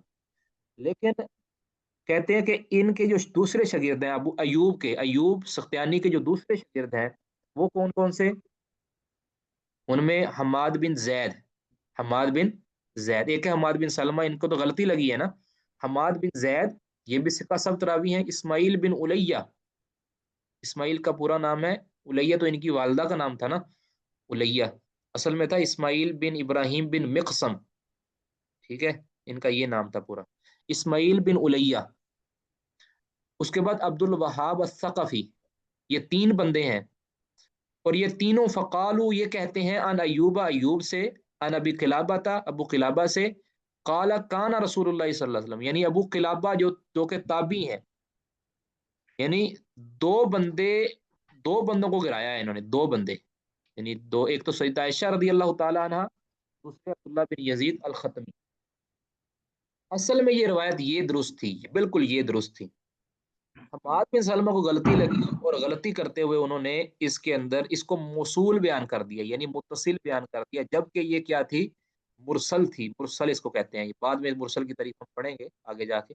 مرسل کہتے ہیں کہ جس میں رسول اللہ صلی اللہ علیہ وسلم سے نیچے کوئی بندہ بیان کرتے، اور جبکہ اس نے رسول اللہ صلی اللہ علیہ وسلم کا زمانہ بھی نہ پایا ہو، تابی بیان کر دے، یا ابو قلابہ تابی ہیں، تابی کے قال رسول اللہ صلی اللہ علیہ وسلم یا کان رسول اللہ، یعنی رسول اللہ صلی اللہ علیہ وسلم کے تعلق تابی خبر دے دے کوئی، اس کو کہتے ہیں مرسل۔ ٹھیک ہے، آگے جا کے بتائیں گے بھی۔ اب اس روایت کو مرسل بیان کرنا یہ درست ہے، بالکل صحیح، یہ ہے گڈ، لیکن اس کو موصول بیان کرنا یہ خطا ہے، یہ خطا ہے، اور یہ اسی کو کہتے ہیں شاذ۔ ٹھیک ہے، اب اس نے یعنی اب کہیں گے کہ حماد بن سلمہ کی جو روایت ہے اس کو ہم شاذ قرار دے دیں گے، یہ شاذ ہے، یعنی اس نے اپنے دوسرے جو کلاس فیلوز تھے ان کی مخالفت کی ہے اس حدیث کو بیان کرنے میں، یہ شذوذ سند کے اندر ہے، یعنی سند کو بیان کرنے کے اندر ان کو شذوذ لاحق ہوا ہے حماد بن سلمہ کو۔ ٹھیک ہے، اور وہ شاذ، ان کی روایت شاذ قرار پائے گی، کیونکہ انہوں نے ابو قلابہ تک سند لے جانے کی بجائے انہوں نے آگے دو اور بندوں کا ذکر کر دیا، اور جہاں وہ انہوں نے دو بندوں کا ذکر کیا ان کو وہ وہم لگا ہے، ان کو غلطی لگی ہے، اور اس وہم اور غلطی کی وجہ سے ان کی روایت کو ہم کہہ دیں گے کہ یہ شاذ ہے۔ ٹھیک ہے، اور باقی جو ایوب سختیانی کے دوسرے جو شاگرد ہیں، جن میں تین معتبر نام آتے ہیں، حماد بن زید، اسماعیل بن علیہ اور عبد الوہاب الثقفی، یہ معتبر ترین ہے، سکہ ہے، تینوں سکہ ہے، اور حماد کے مقابلے میں بھی یہ سکہ ہے، زیادہ معتبر ہے۔ ٹھیک ہے، تو یہ کہتے ہیں کہ اس روایت کو ابو قلابہ کی مرسل بنائی جائے گی، ابو قلابہ کی مرسل قرار دیا جائے گا، نہ کہ سیدہ عائشہ کی موصول روایت۔ ٹھیک ہے، تو اس لیے ان کی یہ روایت درست قرار پائے گی، یعنی اس کو اس طرح بیان کرنا، ویسے تو یہ ضعیف ہی ہے، مرسل ضعیف ہی ہوتی ہے، لیکن اس کو اس طریق سے بیان کرنا، یہ ابو قلابہ کا ابو قلابہ تک سند کو لے جانا اور اس سے آگے ذکر نہ کرنا، یہ درست ہے، یعنی اس کو اس طرح بیان کرنا صحیح ہے۔ اور آگے جو حماد بن سلمہ والی روایت ہے، یعنی سند میں اضافہ کر دیا کہ یہ ہو سکتا ہے، یہ اس طرح ہی ہے۔ ابھی یہ دیکھیں، جو ہوتا ہے نا المزید وغیرہ یا المدرج وغیرہ، اس میں اضافہ ہوتا ہے، یہاں کبھی اضافہ ہوتا ہے، کبھی کمی بھی ہو سکتی ہے۔ اب یہ اس کے الٹ بھی ہو سکتا تھا، یعنی زیادہ بندے، اب ایوب کے زیادہ شاگرد وہ بیان کرتے اس کو موصول، یعنی سیدہ عائشہ رضی اللہ تعالیٰ سے بیان کرتے، جبکہ حماد بن سلمہ یہ غلطی کھاتے ہوئے اس کو ابو قلابہ کی مرسل بنا دیتا، ایسا بھی ہو سکتا تھا۔ ٹھیک ہے، تو اس میں شاذ میں اور دوسری مدرج اور المزید کے اندر فرق یہ ہے کہ اس کے اندر یہ نہیں دیکھا جاتا کہ اضافہ ہوا ہے یا کمی ہوئی ہے، یہ دیکھا جاتا ہے کہ مخالفت کس کی ہے، کس نے کی ہے، بس مخالفت دیکھی جاتی ہے، وہ مخالفت چاہے کمی کرنے کے اندر ہو چاہے اضافہ کرنے کے اندر۔ ٹھیک ہے، جبکہ المزید کے اندر اور المدرج کے اندر صرف اضافے کی بات ہوتی ہے، کمی کی بات نہیں ہوتی۔ واللہ عالم بالصواب۔ اب شاذ کے متعلق کسی نے کو پوچھنا ہے؟ اور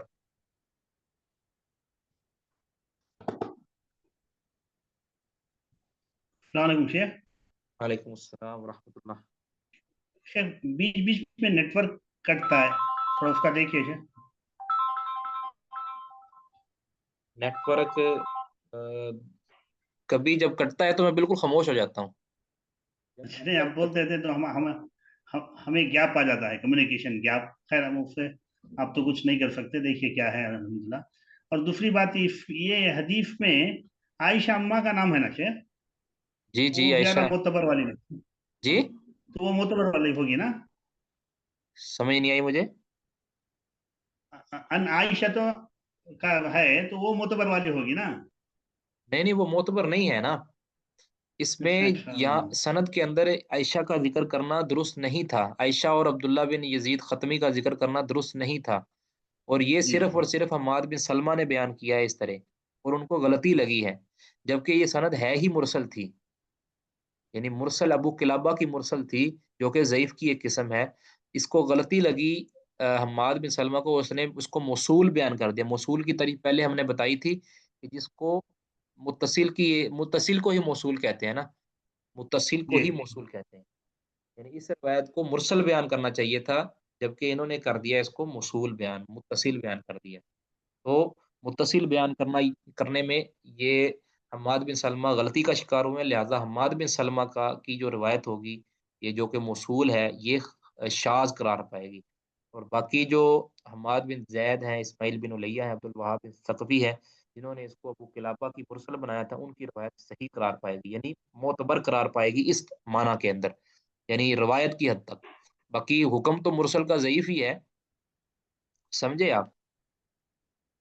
जी सर, ये भी ज़ईफ है मुरसल, और हाँ, मुरसल ये भी है, दोनों मुत्तसिल ही ज़ईफ़ है, दोनों ही ज़ईफ़, दोनों ज़ईफ हैं। दोनों ही ज़ईफ़ हैं। अच्छा, देखतेपन पे, हाँ, जैसे हम, जी, मेरी मिसाल देता हूँ आपको, मैं लेमैन देखूंगा तो ये बोलेंगे चेन ऑफ रावियों की ज्यादा है, आयशा अम्मा का जिक्र है, तो चलो ये मुतबर है हदीस। ये इसीलिए मैं क्या अर्ज़ करता हूँ ना बार-बार कि जो जी जी आइम्मा जी इलल जी होते हैं ना, आइम्मा जी इलल जी होते हैं, जी वो जी। पहचानते हैं हम तो अभी, उसके। हाँ जी, उनके हम जो है ना वो मोहताज हैं इन मामलात के अंदर, अच्छा ठीक है? अच्छा, अभी वो अभी जानते हैं, अल्हम्दुलिल्लाह, ठीक है ना? जज़ाकल्लाहु खैर व मेरे पास। बारकल्लाह। और किसी ने इसके शाज़ के मुतल्लिक़ सवाल पूछना है तो पूछें, वरना फिर हम आगे चलते हैं।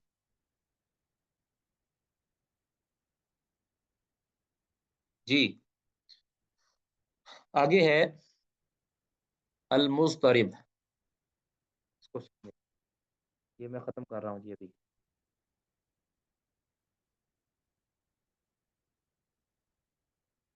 जी, जी, ये इस पर हुक्म कैसे लगाना अर्ज़ किया पहले कि आइम्मा इलल हमें बताएँगे कि ये यहाँ किसको गलती लगी है, किसको गलती नहीं लगी। या दूसरा तरीका वही होता है कि अगर आपके अंदर इतनी एबिलिटी है, काबिलियत है, आप उसको उसकी सनदों को इकट्ठा करेंगे, उसके मुतल्लिक तहकीक करेंगे, उसके मुतल्लिक पूरी रिसर्च करेंगे, और आप पर भी अल्लाह ताला फिर वो इल्लतें खोल देगा कि जो पहले आइम्मा इलल के ऊपर अल्लाह ताला ने खोली हुई थी। ठीक है? तो जब जैसे मैंने ये मिसाल पेश की, अबू ज़ुरा राज़ी रहमतुल्लाह ने उसको कहा है कि ये इस रिवायत के अंदर इसको यानी मुरसल करार दिया है अबू ज़ुरा राज़ी रहमतुल्लाह ने। इसके अलावा और भी कई नाम हैं जिसको इख्तिसार के पेश नज़र मैं ज़िक्र नहीं कर सकता, बाहर का भी इसके मतलब पूरी तफ़सील है एक, ठीक है? तो इन मामलात के अंदर हम अइम्मा इलल के मोहताज हैं, याद रखें।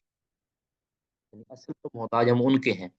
अगर मिसाल के तौर पर हम अपने रिसर्च के बेस पर हम ये फैसला भी दे देते हैं कि ये रिवायत के ऊपर हमारा ये हुक्म है, लेकिन हमारा वो हुक्म आइमा इलल के हुक्म के खिलाफ आ जाए, तो हम बिल्कुल उसको अपने हुक्म को रद्द कर देंगे, और ना ही हमारा हुक्म वो चलेगा, क्योंकि आइमा इलल इस मामले में ज़्यादा बेहतर जानते हैं। आगे है अल-मुज़्तरिब, ठीक है?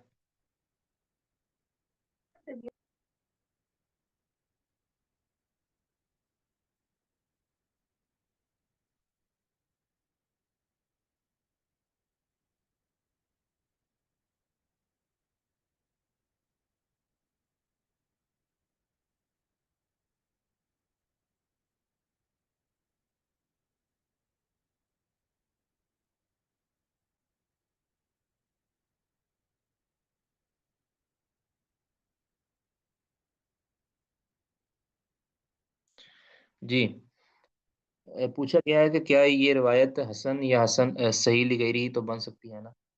जी, बिल्कुल। अगर तो उसकी तायीद के अंदर कोई सही, जिस तरह पहले पूरी तफ़सील बयान की है कि हसन लिगैरिही या सही लिगैरिही किसे कहते हैं। ऐसी ज़ईफ़ रवायत की जिसकी मुताबत के अंदर, जिसकी तायीद के अंदर कोई सही लिज़ाती ही रवायत आ जाए तो वो सही लिगैरी बन जाती है ज़ईफ़ रवायत। और अगर ऐसी ज़ईफ़ रवायत के जिसकी तायीद और उसकी मुताबत के अंदर हसन लिज़ाती ही रवायत आ जाए तो वो ज़ईफ़ रवायत हसन लिगैरी ही बन जाएगी। ऐसा तो पहले अर्ज़ कर दिया। जी।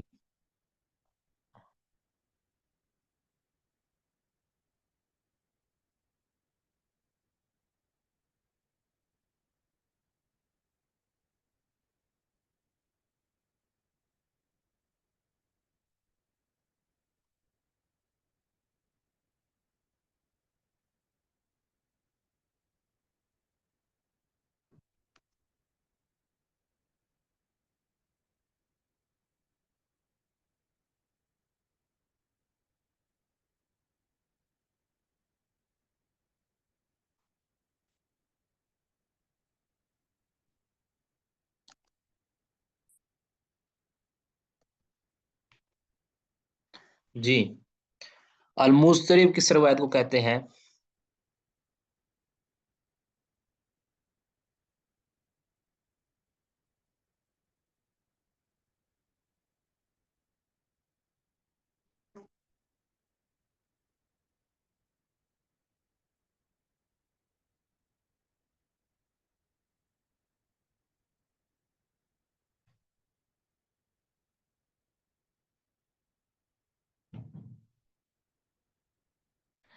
یہ ایک سوال کیا گیا ہے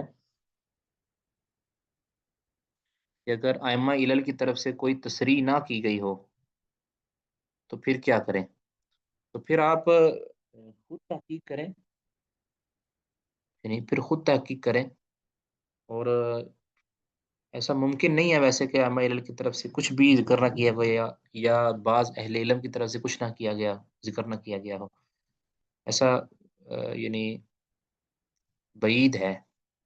لیکن اگر ایسا ہو بھی جائے تو پھر انشاءاللہ ابھی بھی اللہ تعالیٰ نے محدثین رکھے ہوئے ہیں، ان سے آپ استفادہ کریں۔ اور بس اوقات ہوتا ہے کہ کوئی ایسی جگہ پہ بندہ اڑ جاتا ہے،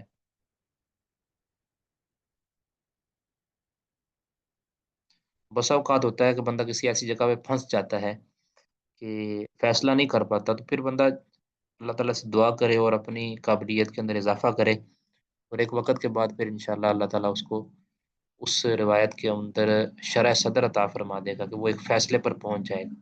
ایسا ہوتا ہے۔ شیخ البانی رحمہ اللہ، آپ دیکھیں نا ان کی جو مشکات کے اوپر جو ان کی تخریج ہے، اس کے اوپر کئی ایک روایات کے اوپر وہ لکھتے ہیں لم تتم دراستہ، کہ اس کا دراسہ یا اس کی تحقیق ابھی مکمل نہیں ہوئی، یعنی وہ تک، یعنی اتنے بڑے محدث وہ تک کہہ دیتے ہیں کبھی اس پر مجھے شرح صدر نہیں ہوئی، لہٰذا میں اس پر کوئی فیصلہ دینے کی پوزیشن میں نہیں ہوں، ایسا وہ کہہ دیتے ہیں۔ اس طرح آج تک بے شمار محدثین، اور پہلے محدثین کے اندر بھی، یعنی ائمہ علل کے اندر بھی، وہ اپنے لا علمی کا اظہار کر دیتے تھے اور کسی اور کی طرف تفویض کر دیتے تھے، بلکہ بس اوقات کسی حدیث کی علت جاننے کے لیے وہ جاتے تھے ایک دوسرے کی طرف۔ اب ایک صرف میں اشارہ کرتا ہوں، واقعہ تو بہت لمبا ہے۔ امام ابو حاتم رحمہ اللہ اور امام ابو زرع رحمہ اللہ، یہ ایک دن اکٹھے بیٹھے تھے، اور یہ اسی پر بات ہو رہی تھی کہ علل کے اوپر، علل کے ائمہ یہ بہت تھوڑے ہیں، یعنی اسی کے بارے میں بات کر رہے تھے کہ جی علتیں جاننے کے لیے تو بندہ ہی نہیں ملتا کوئی۔ کہتے ہیں کہ جب بھی مجھے کسی علت، کسی حدیث کے اندر میں پھنستا ہوں یا مجھے کسی حدیث کی سمجھ نہیں آتی، اس کے اندر علت کا علم نہیں ہوتا، تو میں سفر کر کے آپ کے پاس آ جاتا ہوں۔ اور ابو حاتم کہتے ہیں کہ میرا بھی یہی حال ہے، یعنی مجھے بھی اگر ضرورت پیش آتی ہے کہیں علتیں ڈھونڈنے کی، تو پھر مجھے سمجھ نہیں آتی، تو پھر مجھے بھی آپ کے علاوہ کوئی دوسرا بندہ نہیں ملتا، یعنی اس طرح کی بات انہوں نے فرمائی ہے۔ یہ بات یعنی یہ دلالت کرتی ہے کہ ائمہ علل بھی ایک دوسرے سے استفادہ کرتے رہے ہیں، اور آج کے اہل علم بھی ایک دوسرے سے استفادہ کرتے رہتے ہیں، ٹھیک ہے۔ شیخ البانی رحمہ اللہ سے بے شمار روایات میں استفادہ کیا شیخ زبیر رحمہ اللہ نے، اس طرح شیخ البانی رحمہ اللہ نے بے شمار روایات سے یہ روایات میں استفادہ کیا ہے دوسرے اہل علم سے۔ اس طرح یہ اہل علم ایک دوسرے سے بھی استفادہ کرتے رہتے ہیں، اور یہ علم کا حسن ہے۔ جو بندہ اپنے تک ہی محدود رہ جاتا ہے وہ کبھی بھی عالم نہیں بن سکتا، ٹھیک ہے۔ آگے ایک سوال کیا گیا کہ اگر آج کوئی محدث دیکھے کہ 3 سکہ سب تراویوں نے منقطع روایت کیا ہے اور ایک صدوق فیوختی درجے کے راوی نے موصول بیان کیا، تو کیا وہ کہہ سکتا ہے کہ موصول روایت شاذ ہے؟ نہیں، علی الاطلاق نہیں کہے گا، علی الاطلاق نہیں کہے گا، لیکن اگر وہ یعنی ظاہر ہے اگر وہ آپ نے اس کو لکھا ہے محدث لکھا ہے، تو اگر وہ واقع محدث ہے تو وہ فیصلہ کرنے کی پوزیشن میں آ جائے گا کہ واقعی اس کی شاذ ہے یا نہیں شاذ۔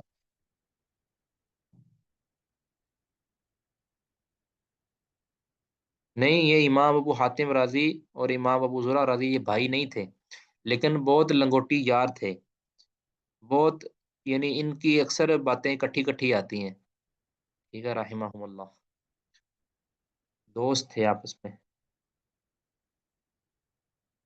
اس طرح عبد الرحمن بن ابی حاتم رحمہ اللہ بھی اکثر جب نقل کرتے ہیں نا، تو ابو زرع سے بھی نقل کرتے ہیں اور ابو حاتم سے بھی نقل کرتے ہیں، اور دونوں دونوں سے بیک وقت وہ استفادہ کرتے رہے، امام عبد الرحمن بن ابی حاتم رحمہ اللہ۔ جی، المضطرب ہوتا ہے ماروی اعلی اوجہ مختلفۃ متقاربۃ فی القوۃ تشعر بعدم ضبط الراوی، مارویہ ایسی روایت جس کو روایت کیا گیا ہو اعلی اوجہ مختلفۃ، مختلف صورتوں کے ساتھ، مختلف صورتوں کے ساتھ جس کو بیان کیا، سوری وہ جو شاذ فی المتن کی مثال تو میں لکھنا بھول ہی گیا، یہ تو آپ کو لکھوائی تھی صرف شاذ فی السند کی مثال، الشذوذ فی السند۔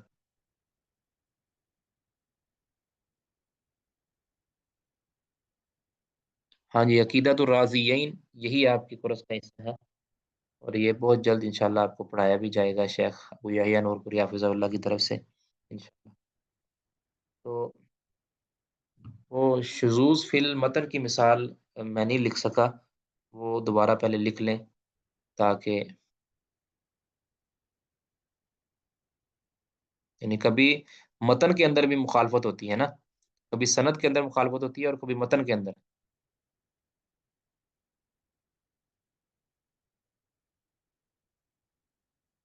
اور یہ مثال بھی سنن نبی داود کی ہی ہے، حدیث نمبر 19، سنن نبی داود حدیث نمبر 19۔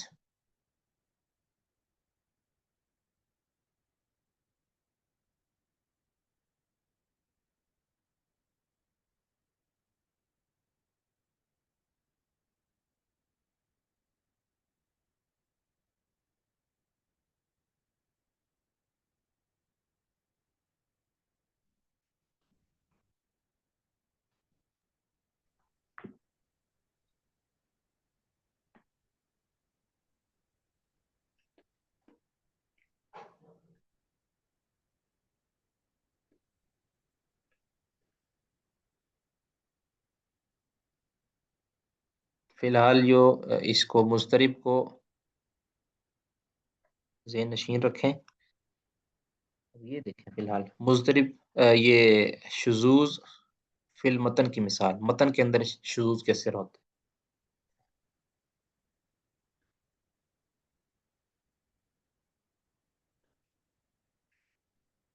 سنن نبی داود 19 نمبر لکھوایا تھا میرے خیال، جی 19 نمبر۔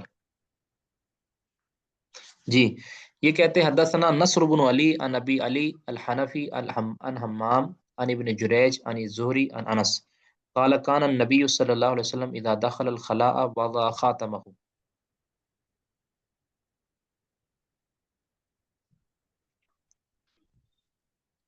سیدنا انس فرماتے ہیں کہ رسول اللہ صلی اللہ علیہ وسلم جب بیت الخلاء میں داخل ہوتے تو اپنی انگوٹھی اتار دیتے تھے۔ قال ابو حاتم کہتے ہیں ھذا حدیث منکر، یہ حدیث منکر ہے، ٹھیک ہے۔ اور ایک بات مجھے بتانی بھول گئی، کبھی کبھی شاذ کے اوپر منکر کا لفظ بھی بول دیا جاتا ہے، اور کبھی کبھی منکر کے اوپر شاذ کا لفظ بھی بول دیا جاتا ہے، ٹھیک ہے، یہ بات ذہن میں رکھیں، منکر کا لفظ شاذ پر بھی بول دیا جاتا ہے اور شاذ کے اوپر منکر کا لفظ بھی بول دیا جاتا ہے۔ یہ ائمہ علل اس کو ذرا یعنی وسیع سمجھ دیتے ہیں، ہم تو یہ فرق کرتے ہیں نا کہ شاذ کے اندر مخالفت کرنے والا ثقہ راوی ہوتا ہے اور منکر کے اندر مخالفت کرنے والا ضعیف راوی ہوتا ہے، لیکن ائمہ علل اس کا فرق نہیں کرتے، ثقہ اور ضعیف جو بھی مخالفت کرتا ہے اس کی روایت اگر قابل قبول نہیں ہے تو اس کو منکر کا لفظ بول دیتے تھے، اس پر شاذ کا لفظ بھی بول دیتے تھے، ٹھیک ہے۔ بس یہ ذہن نشین رکھیں کہ منکر کا لفظ عام بولتے ہیں، وہ شذوذ پر بھی بول دیتے ہیں اور یعنی منکر کے اوپر بھی بول دیتے ہیں۔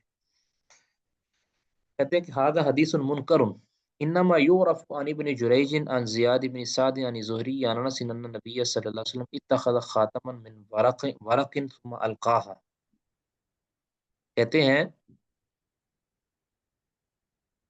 کہ اس میں یہ جو حدیث منکر ہے یعنی ان الفاظ کے ساتھ کہ اذا دخل الخلاء وضع خاتمه، یہ ان الفاظ کے ساتھ یہ حدیث منکر ہے، یعنی حدیث کے اندر یہ حدیث شاذ ہے، یعنی یہ الفاظ شاذ ہے، دوسرے لفظوں میں منکر کا معنی شاذ۔ کہتے ابن جریش جو معروف ہے نا وہ یہ الفاظ سے اصل میں ان نبی صلی اللہ علیہ وسلم اتخذ خاتما، نبی صلی اللہ علیہ وسلم نے انگوٹھی بنائی من ورقن چاندی کی ثم القا، پھر اس کو پھینک دیا یعنی پھر اس کو چھوڑ دیا، ترک کر دیا۔ کہتے ہیں والوہم فیہ، اس حدیث کے اندر، متن کے اندر وہم ہوا ہے من حمام، حمام سے، حمام کی طرف سے یہ وہم ہوا ہے۔ حمام اوپر سند کے اندر ابو علی حنفی کے استادوں کے اندر حمام ہے، ٹھیک ہے، اور ان کے استادوں میں ابن جریج ہے۔ تو کہتے ہیں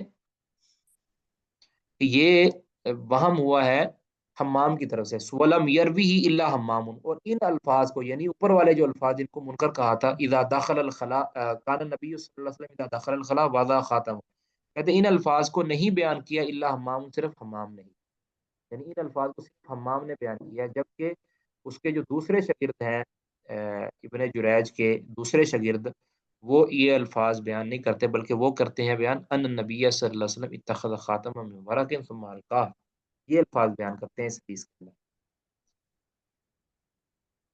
اس کے علاوہ بھی اس کی مثالیں اور بھی کتب اصول کے اندر بیان کی گئی ہیں، بلکہ اب اس کو آپ محفوظ کر لیں۔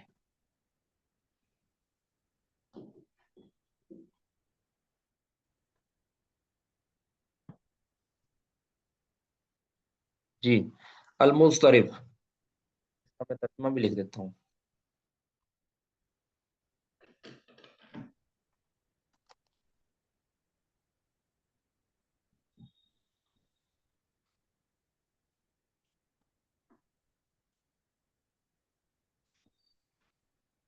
السلام علیکم شیخ۔ ہاں جی، وعلیکم السلام ورحمۃ۔ شیخ ابھی جو مثال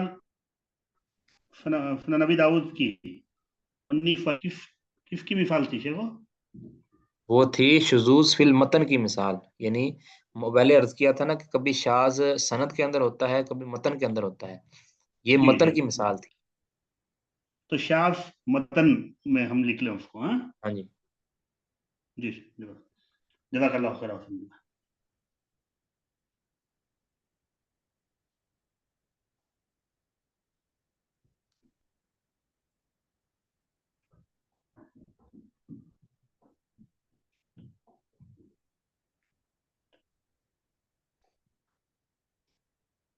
اچھا، ما روی علی اوجہ مختلفۃ متقاربۃ فی القوۃ تشعر بعدم ضبط الراوی، مضطرب اس روایت کو کہتے ہیں جس کو مختلف صورتوں کے ساتھ بیان کیا گیا ہے، اور وہ مختلف صورتیں متقاربۃ فی القوۃ، قوت کے اندر بھی قریب قریب ہیں، برابر ہیں، تشعر جو کہ اشارہ دیتی ہیں بعدم ضبط الراوی، راوی کے ضبط نہ ہونے کا۔ اب یعنی ایک ہی روایت ہے، اس کو بیان مختلف طریقوں سے کیا گیا ہے، مختلف سندوں کے ساتھ اس کو بیان کیا گیا ہے، ٹھیک ہے، مختلف سندوں کے ساتھ جب بیان کیا گیا تو کسی نے کس طرح بیان کیا، کسی نے کس طرح بیان کیا، اب اس میں سے کوئی فیصلہ کرنا مشکل ہو جاتا ہے کہ کس کی بات درست ہے۔ ظاہر ہے کہ کسی کی بات تو درست ہے اور کسی کی بات غلط ہے، اب اس کے اندر فیصلہ کرنا، کبھی کبھار تو ہم فیصلہ کر لیتے ہیں، جس طرح کہ ہم نے شذوذ کے اندر فیصلہ کر لیا بھی اس کی بات غلط ہے اور اس کی بات درست ہے، اس طرح ہم نے المزید کے اندر فیصلہ کر لیا اس کی بات درست ہے اور اس کی بات غلط ہے، اس طرح ہم نے مدرج کے اندر فیصلہ کر لیا اس کی بات درست ہے اس کی غلط ہے، اس طرح اور بھی کچھ صورتیں ہیں۔ لیکن بسا اوقات ایسی صورت بن جاتی ہے کہ ساری کی ساری صورتیں قوت کے اندر برابر ہوتی ہیں، ہم کوئی فیصلہ نہیں کر پاتے کہ کس کو راجح قرار دیں، کس کو صحیح قرار دیں، کسی کو راوی کا وہم قرار دیں، کسی کو غلطی قرار دیں۔ اب یہ ساری کی ساری صورتیں یہ پتہ دیتی ہیں کہ کسی نہ کسی راوی کو غلطی لگی ہے، یعنی کسی نہ کسی راوی کے ضبط میں خرابی آئی ہے۔ اب ہم کسی فیصلہ کی پوزیشن میں نہیں جاتے، تو پھر ہم کہہ دیتے ہیں کہ یہ مضطرب ہے، مضطرب کہتے ہیں یعنی کہہ لیں کہ اضطراب والی روایت کو، جس کے اندر اضطراب پایا جاتا ہو، اس طرح بے قراری پیدا کرنے والی، یعنی بے چینی ہو جس کو کہتے ہیں نا، بے قراری ہوئی چیز۔ اضطراب کہتے ہیں بے چینی کو، یعنی انسان بے چین ہوتا ہے نا، کچھ یعنی سوچتا ہے، کوئی کرتا ہے اور وہ کوئی فیصلہ نہیں کر پاتا اور مجھے کیا ہو رہا ہے، تو اس روایت ان روایات کے اندر بھی ایسا ہی ہوتا ہے، یعنی ایک ہی حدیث کو مختلف صورتوں کے ساتھ بیان کر دیا جاتا ہے اور وہ ساری کی ساری صورتیں قوت کے اندر برابر ہوتی ہیں، قریب قریب ہوتی ہیں، یعنی اس کے اندر ہم کسی کو یہ نہیں کہہ سکتے کہ یہ یہ صورت غلط ہے، یہ صورت صحیح ہے، جس طرح کہ ہم دوسری صورتوں کے اندر کہہ دیتے تھے نا، المزید کے اندر ہم نے کہا، ہم نے المنکر کے اندر کہا، الشاذ کے اندر ہم نے کہا، لیکن یہ ایسی صورت بن جاتی ہے کہ اتنی حدیثیں اکٹھی ہو جاتی، اتنی سندیں اکٹھی ہو جاتی ہیں، اور وہ ساری کی ساری سندیں ظاہری طور پر صحیح لگتی ہیں، کوئی ان میں سے کوئی ایسا نہیں لگتا کہ ہم کسی کو ضعیف قرار دے دیں اور دوسری کو صحیح قرار دے دیں، تو ان ساری کی ساری صورتوں کے اندر پھر ہمیں، ہاں جی، کنفیوژن ہو جاتی ہے، دوسرے لفظوں میں کہہ لینا کہ مضطرب اضطراب واقع ہو جاتا ہے، ٹھیک ہے۔ اب یہ اضطراب پتہ دیتا ہے کہ اس کو بیان کرنے والا جو راوی ہے نا، اس نے اس کو ہی ضبط کے اندر مسئلہ ہے، یعنی اس نے کبھی اپنے شاگرد کو اس طرح بیان کر دیا، کبھی اس طرح بیان کر دیا، کبھی اس طرح بیان کر دیا، یعنی ایک طرح اس نے بیان ہی نہیں کیا، یہ پتہ دیتی ہے، یعنی ایک ہی بندہ وہ اپنے شاگردوں کو کبھی کس طرح بیان کرتا ہے، کبھی کس طرح بیان کرتا ہے، کبھی کس طرح بیان کرتا ہے، ٹھیک ہے۔ ہم مثال دیتا ہوں نا، اگر آپ نے یہ اضطراب کی شاذ کی مثال دی، اگر آپ میں سے کچھ لوگ ایک ٹیچر سے پوچھتے ہیں کہ شاذ کی کیا مثال ہے، شاذ کی کیا تعریف ہے، تو ایک ٹیچر آپ کو کوئی تعریف کرتا ہے، دوسرا اس کے الٹ کر دیتا ہے، یا یوں سمجھے کہ مجھ سے آپ پوچھتے ہیں کہ شاذ کی تعریف کیا ہے، میں تعریف کرتا ہوں، ایک بندے کو کیا بتاتا ہوں، دوسرے کو کیا بتاتا ہوں، تیسرے کو کیا بتاتا ہوں، چوتھے کو کیا بتاتا ہوں، اب ہر ایک نے جس طرح سنا تھا اس نے اس طرح، اب اس طرح اس نے آگے نقل کر دیا، جب یہ سارا معاملہ دیکھا جائے گا تو پھر بیان کرنے والا تو ایک ہی بندہ ہے، اب میں بیان کرتا ہوں، اب اس کا مطلب ہے کہ جو میں نے بیان کیا ہے مختلف لوگوں کو، یہ میری غلطی ہے، یعنی میں ہی اضطراب کا شکار ہوں، اور میں ہی اس روایت کو بیان کرنے میں غلطی کا شکار ہوں، ایک ہی بندے نے مختلف لوگوں کو مختلف انداز میں بیان کر دیا، ٹھیک ہے۔ اب فیصلہ کرنا مشکل ہو جاتا ہے کسی کے لیے کہ یہ، اب جب فیصلہ کرنا مشکل ہو جاتا ہے تو پھر اس کو ہم کہہ دیتے ہیں کہ مضطرب، یہ روایت مضطرب ہے، ٹھیک ہے، اس میں اضطراب کا عنصر پایا جاتا ہے، اس میں کنفیوژن پائی جاتی ہے، اس کے اندر کوئی فیصلہ نہیں دیا جا سکتا، کیونکہ اس کے اندر ایسی ایسی صورتیں ہیں کہ جس صورتوں میں سے کسی کو بھی راجے یا مرجو نہیں قرار دیا جا سکتا، کسی کو بھی صحیح یا غلط، کسی کے اندر بھی وہم یا کسی کے اندر درستی کا عنصر بیان نہیں کیا جا سکتا، اور پھر اس کو پھر ہم کہہ دیتے ہیں کہ یہ روایت مضطرب ہے، ٹھیک ہے۔ اس کی مثال میں لکھتا ہوں، اور یہ بھی یاد رکھیں کہ یہ ائمہ علل ہمیں بتائیں گے، ٹھیک ہے، ائمہ علل ہی، یہ بھی مخفی، یعنی یہ بھی ان علتوں میں سے ہے کہ جو ائمہ علل پر موقوف ہیں، کبھی اگر آپ کے اندر قابلیت ہے تو آپ بھی اس کو ٹرائی کر سکتے ہیں، باقی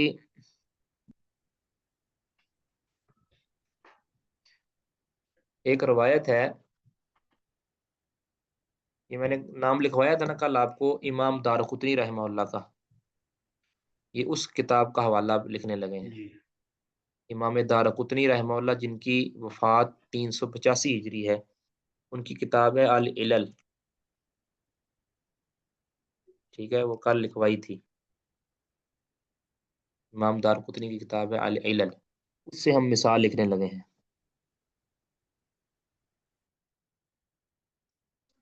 اس کا حوالہ بھی لکھنے، العلل کا حوالہ لکھ دیں کہ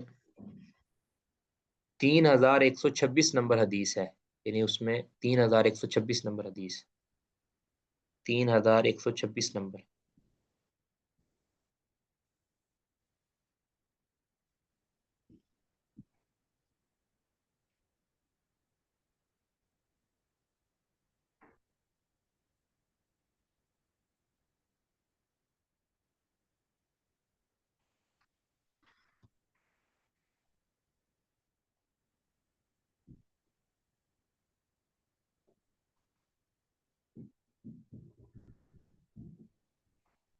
یہ دیکھیں جی 3126 نمبر ہے، کہتے ہیں وسیلہ، اچھا ایک میں اور اس کا لکھ دوں ذرا، اور بھی ایک عبارت میں وہ نقل کرنی ہے، پیج آگے،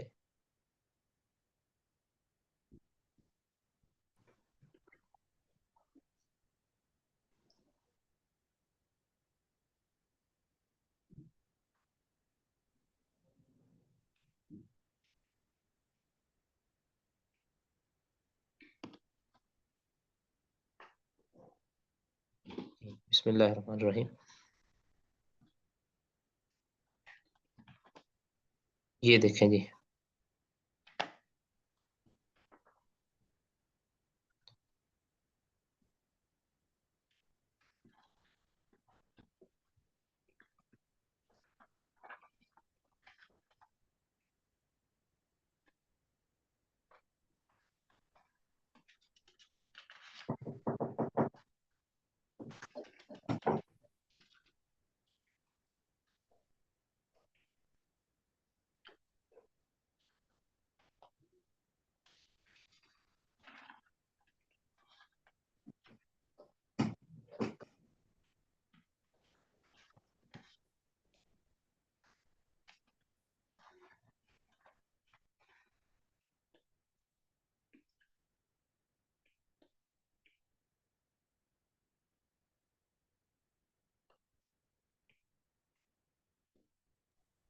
جی بسم اللہ. یہ عبارت ہے پوری کی پوری.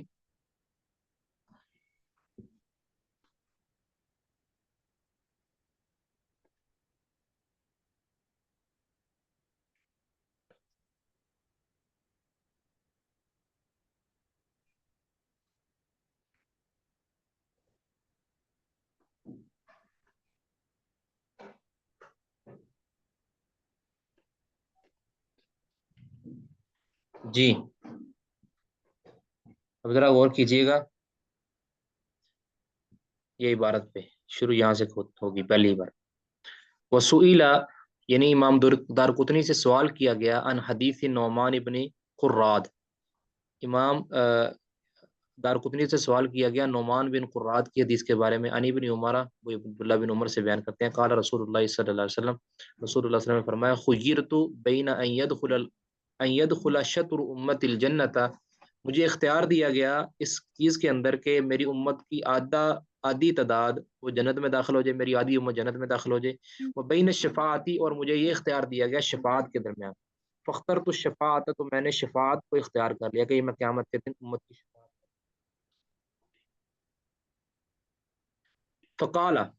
فقال سے مراد امام دارقطنی وہ فرماتے ہیں یروی زیاد بن خیثمۃ واختلف عنہ.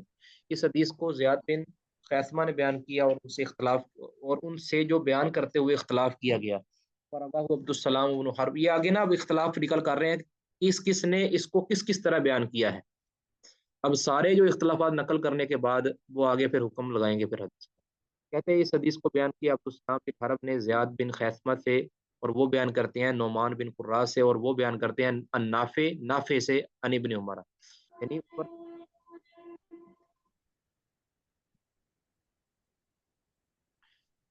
یعنی نعمان بن قرات کے اور عبداللہ بن عمر کے درمیان نافع کا ذکر کیا جا رہا ہے. کہتے ہیں ولا یصح فیہ نافع. اس حدیث کے اندر اس روایت کے اندر نافع کا ذکر کرنا یہ درست نہیں ہے. کہتے ہیں رواہ معمر بن سلیمان الرقی. اسی حدیث کو معمر بن سلیمان رقی نے بیان کیا زیاد بن خیثمہ سے, اور اس نے پھر علی بن نعمان بن قرہ سے. پہلے تھا نعمان بن قرہ سے, اب یہاں ہے علی بن نعمان بن قرہ سے یعنی ان کے بیٹے سے. ان رجل عن ابن عمر. کہتے ہیں ورواہ درمیان میں رجل کا واسطہ بھی آیا ہے. ورواہ اور اسی حدیث کو بیان کیا ابو بدر نے شجاع بن ولید نے ان زیاد بن خیثمہ واختلف عنہ. پھر ان سے آگے اختلاف کیا گیا روایت کرنے کے اندر. فرواہ اسماعیل بن ابی الحارث ان ابی بدر ان زیاد بن خیثمہ ان نعیم بن ابی ہند ان ربعی ان ابی موسیٰ الاشری. یعنی ابو موسیٰ الاشری سے بھی اس حدیث کو بیان کر دیا گیا, یعنی بجائے عبداللہ بن عمر سے بیان کرنے کے ابو موسیٰ الاشری سے بھی, اور پھر آگے ربعی, پھر آگے نعیم بن ابی ہند آگے نیچے بیان کر. کہتے ہیں وہ خالفہ خیر واحد. ان کی مخالفت کی ہے بہت سے لوگوں نے, بہت سے راویوں نے بیان کیا کرنے مخالفت کی ہے. ان ابی بدر یعنی اسماعیل بن ابی الحارث کی مخالفت کی ہے بہت سے راویوں نے. ان ابی بدر ابو بدر سے بیان کرتے ہوئے ان زیاد بن خیثمہ. فقالو سارے کے سارے, یعنی یہ سارے کے سارے یہاں کیا کہتے ہیں ان نعیم بن ابی ہند ان ربعی عن النبی, یعنی اس کو ربعی عن النبی بیان کرتے ہیں, درمیان میں ابو موسیٰ الاشری کا واسطہ نقل نہیں کرتے. یعنی یہ ساری کی ساری صورتیں بیان کرنے کے بعد کہتے ہیں امام علل امام دارقطنی فرماتے ہیں والحدیث مضطرب جدا، یہ حدیث بہت زیادہ مضطرب ہے، سخت مضطرب ہے، یعنی اس میں کوئی فیصلہ نہیں دیا جا سکتا کس کی بات درست ہے کس کی بات غلط ہے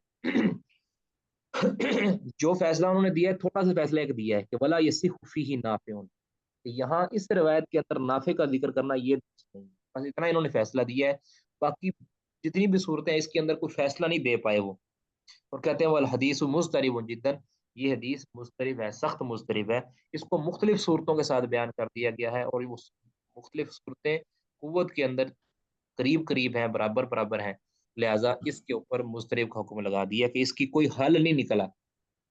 ٹھیک ہے، امید ہے بات سمجھ آ گئی ہو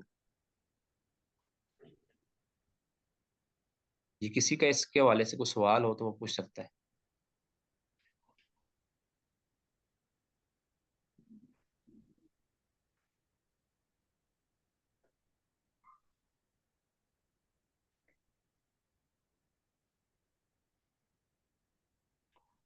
جی آگے ہم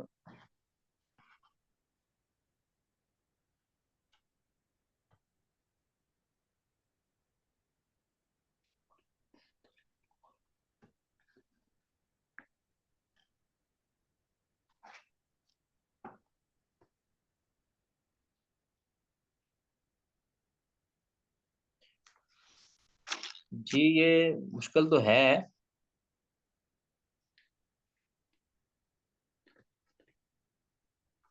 لیکن ناممکن نہیں ہے، مضطرب وغیرہ یہ مشکل ہے لیکن ناممکن نہیں ہے، اس پہ محنت کی جائے تو انشاءاللہ اللہ تعالیٰ قابلیت پیدا کر دیتا ہے۔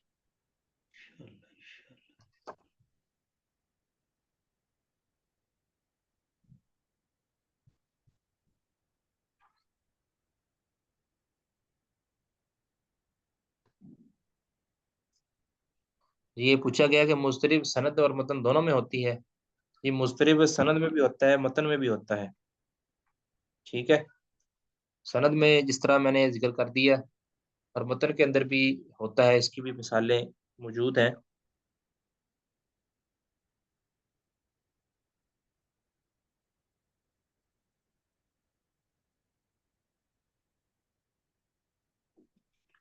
ٹھیک ہے، مثلا کسی سند کے اندر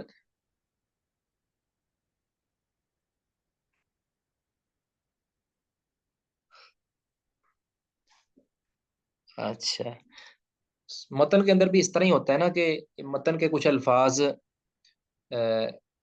ایک راوی کس طرح بیان کرتا ہے، دوسرا کس طرح بیان کرتا ہے، تیسرا کس طرح بیان کرتا ہے، چوتھا کس طرح بیان کرتا ہے، اب ان میں فیصلہ کرنا ذرا مشکل ہو جاتا ہے کہ کس کے الفاظ راجے ہیں کس کے الفاظ غیر راجے ہیں، پھر اس کو کہہ دیتے ہیں کہ مضطرب المتن ہے، ایک ہوتا ہے مضطرب السند اور ایک ہوتا ہے مضطرب المتن، پر کیا اس کی بھی کتب حدیث کے اندر اس کی اس کے اندر جو ہے نا اس کی مثالیں موجود ہیں۔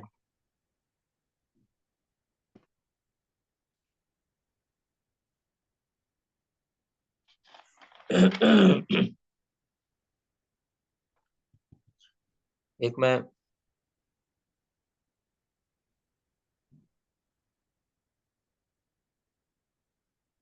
ایک مثال صرف میں آپ کو ذکر کر دیتا ہوں، لکھنے کا بھی وقت نہیں ہے۔ متن کے اندر جو متن کے اندر اضطراب کی مثال، ٹھیک ہے،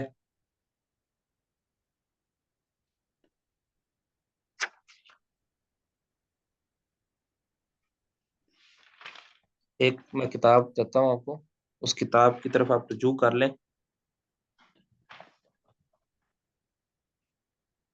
یہ مضطرب کے بارے میں المخترب،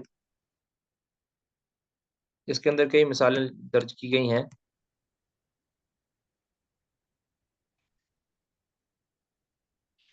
یہ بہترین کتاب ہے،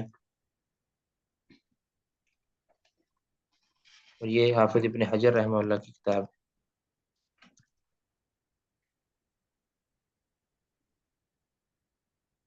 ٹھیک ہے، المخترب فی بیان المضطرب۔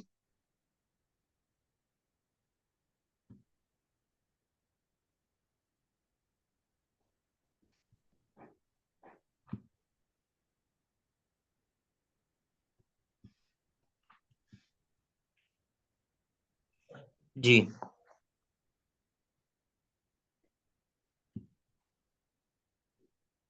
آگے چلتے ہیں جی، میں کیا عرض کرنے لگا تھا؟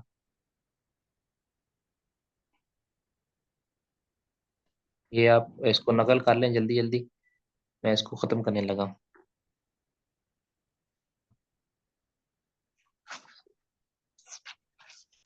جی اس کے متعلق کسی نے کوئی سوال کرنا ہے تو جلدی جلدی کر لیں.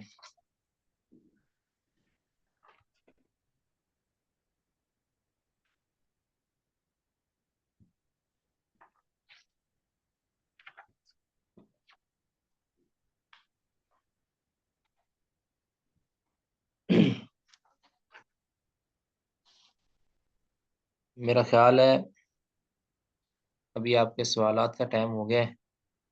ویسے ہم جو آگے پڑھنے والے ہیں نا وہ یہ ہے المقلوب. المقلوب ٹھیک ہے، یہ کبھی سند میں ہوتا ہے کبھی متن میں ہوتا ہے. قلب کا مقلوب کا مطلب ہوتا ہے الٹ پلٹ ہو جانا، یعنی ایک چیز آگے تھی تو اس کو پیچھے کر دینا اور تقدیم و تاخیر ہو جانا. ٹھیک ہے نا. سند کے اندر بھی اس طرح ہو جاتا ہے کہ راوی جس کا جس نے مثلا جس ترتیب سے تھا اس ترتیب کی بجائے اس کو تھوڑا آگے پیچھے کر دینا. ٹھیک ہے، یہ سند میں مقلوب ہوتا ہے، یعنی قلب سے ہے نا، قلب کا مطلب ہے الٹ پلٹ ہونا، یعنی تقدیم و تاخیر. ٹھیک ہے، اور متن کے اندر بھی اس طرح ہی ہو جاتا ہے. کبھی الفاظ کا ایک حصہ وہ بعد میں ہوتا ہے اور اس کو پہلے ذکر کر دیا جاتا ہے، کبھی بعد پہلے والے کو بعد میں ذکر کر دیا جاتا ہے. مشہور مثال وہ آپ نے سنی بھی ہوگی کہ ویسے تو ہے کہ صدقہ کے بارے میں ہے نا، وہ سبعۃ یظلھم اللہ فی ظلہ یوم لا ظل الا ظلہ. ٹھیک ہے، اس کے اندر ہے کہ حتی تنفق حتی لا تعلم شمالہ ما تنفق یمینہ، کہ اس طرح مخفی صدقہ کرتا ہے وہ بندہ کہ بائیں ہاتھ کو پتہ بھی نہیں چلتا کہ دائیں ہاتھ نے کیا خرچ کیا ہے. اور پھر ایک روایت کے اندر قلب ہو گیا ہے، اس میں یہ آیا حتی لا تعلم یمینہ ما تنفق شمالہ، حتیٰ کہ دائیں ہاتھ کو پتہ بھی نہیں چلتا کہ بائیں ہاتھ نے کیا خرچ کیا ہے. یعنی یہ قلب ہو گیا ہے، اصل میں تھا کہ حتی لا تعلم شمالہ ما تنفق یمینہ، یہ اس طرح تھا. تو اس کی وجہ سے تفصیل ہم انشاءاللہ جو ہے نا وہ اگلے لیکچر میں پڑھیں گے.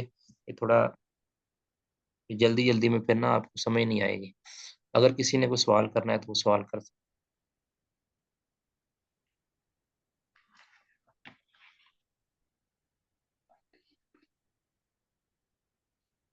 جی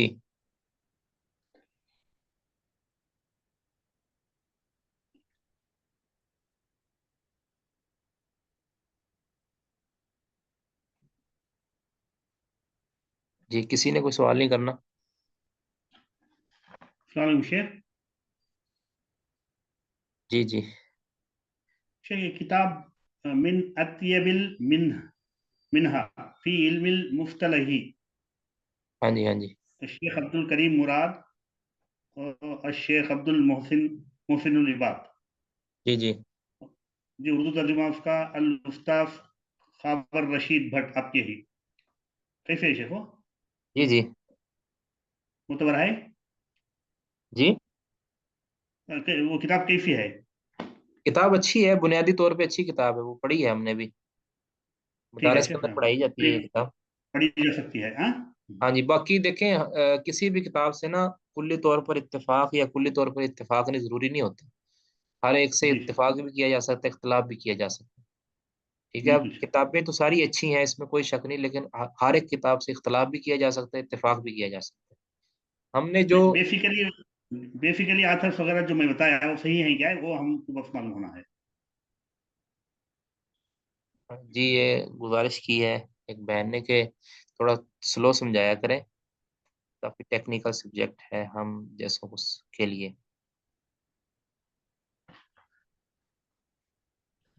ٹھیک ہے انشاءاللہ میں کوشش کروں گا انشاءاللہ کہ آہستہ آہستہ سمجھاؤں. اس میں تھوڑی سی یہ بھی پریشر دماغ پہ سوار رہتا ہے، میں نے ویسے بات کی ہے، یہ پریشر سوار رہتا ہے کہ جلدی جلدی جو ہے نا وہ سبق مکمل ہو تاکہ ہم جو ہے نا عملی مظاہرے کی طرف آئیں، کیونکہ اب 2 مہینے ہیں، بہت تھوڑا ٹائم ہے، اور یہ یقینی بات ہے کہ جب 2 مہینے مکمل ہونے والے ہوں گے آپ میں سے اکثر ساتھی وہ سست ہو جائیں گے. یہ ہوتا ہے فطری طور پہ. ہم بھی جب ادھر پڑھاتے ہیں نا تخصص کی کلاس، حالانکہ بڑی بڑی دور سے ساتھی آتے ہیں پڑھنے کے لیے، یعنی سندھ سے ساتھی آتے ہیں سرگودا میں پڑھنے کے لیے، اور جو ہے اس کے علاوہ بھی کئی علاقوں سے آتے ہیں، بڑے شوق ذوق سے آتے ہیں، 1 مہینے کے لیے آتے ہیں وہ تو رمضان میں. تو جب آخری دن ہوتے ہیں نا، جب یعنی 20 سے اوپر دن چڑھ جاتے ہیں نا، تو پھر ان کے اندر سستی کاہلی آنی شروع ہو جاتی ہے. پھر وہ کہتے ہیں کہ جلدی جلدی مکمل ہو. تو میں نے بات کی ہے شیخ ابو یحییٰ نور پوری صاحب سے کہ اگر جی آپ کی بات درست ہے، اگر سمجھ نہیں آیا تو ہم بھی طور پر کیسے کریں گے. یہ بالکل آپ کی بات صحیح ہے، سمجھ آنا ضروری ہے. کہ اب میں نے شیخ صاحب سے بات کی ہے کہ اگر ہم اس کا تھوڑا وقت بڑھا دیں، یعنی اگر ہم بالکل بالکل 5 4 دن بالکل یا یقین بنا 10 دن تک اوپر لے جائیں تو کوئی مذائقہ تو نہیں. شیخ صاحب نے کہا کوئی حرج نہیں انشاءاللہ. ہم انشاءاللہ کیونکہ ہمارا مقصد ہے اس فن کو سمجھنا، تو انشاءاللہ میں کوشش کروں گا کہ جلدی نہ ہو، انشاءاللہ جتنی بات ہو وہ سمجھ آئے اور وقت بھی ضائع نہ ہو. بالکل شیخ مضبوط ہونا تو نا شیخ. باقی آپ جو ہے نا، میں نے آج پورا دن دیکھا ہے گروپوں کے اندر کسی نے کوئی مذاکرہ نہیں کیا. یہ بات درست نہیں ہے، کسی نے کوئی مذاکرہ نہیں کیا، نہ میل والے گروپ میں اور نہ فیمیل والے گروپ میں. تو یہ اچھی چیز نہیں ہے میرا خیال. آپ کو تو باقاعدہ مذاکرہ کرنا چاہیے تھا. سوال ویسے ہی چھوڑ دیں، ویسے ہی چھوڑ دیں، یعنی چھیڑنے کے لیے، بات کو چلانے کے لیے. ٹھیک ہے، ہم نے تو سنا تھا کہ 2 بندے اکٹھے بیٹھے ہیں یا 2 خواتین اکٹھی بیٹھے ہیں تو وہ چپ نہیں بیٹھتی، گروپ بالکل خاموش ہے. تو آپ یعنی علمی ڈبیٹ کیا کریں، یعنی کوئی سوال کر دیں ویسے کر دیں نا، تاکہ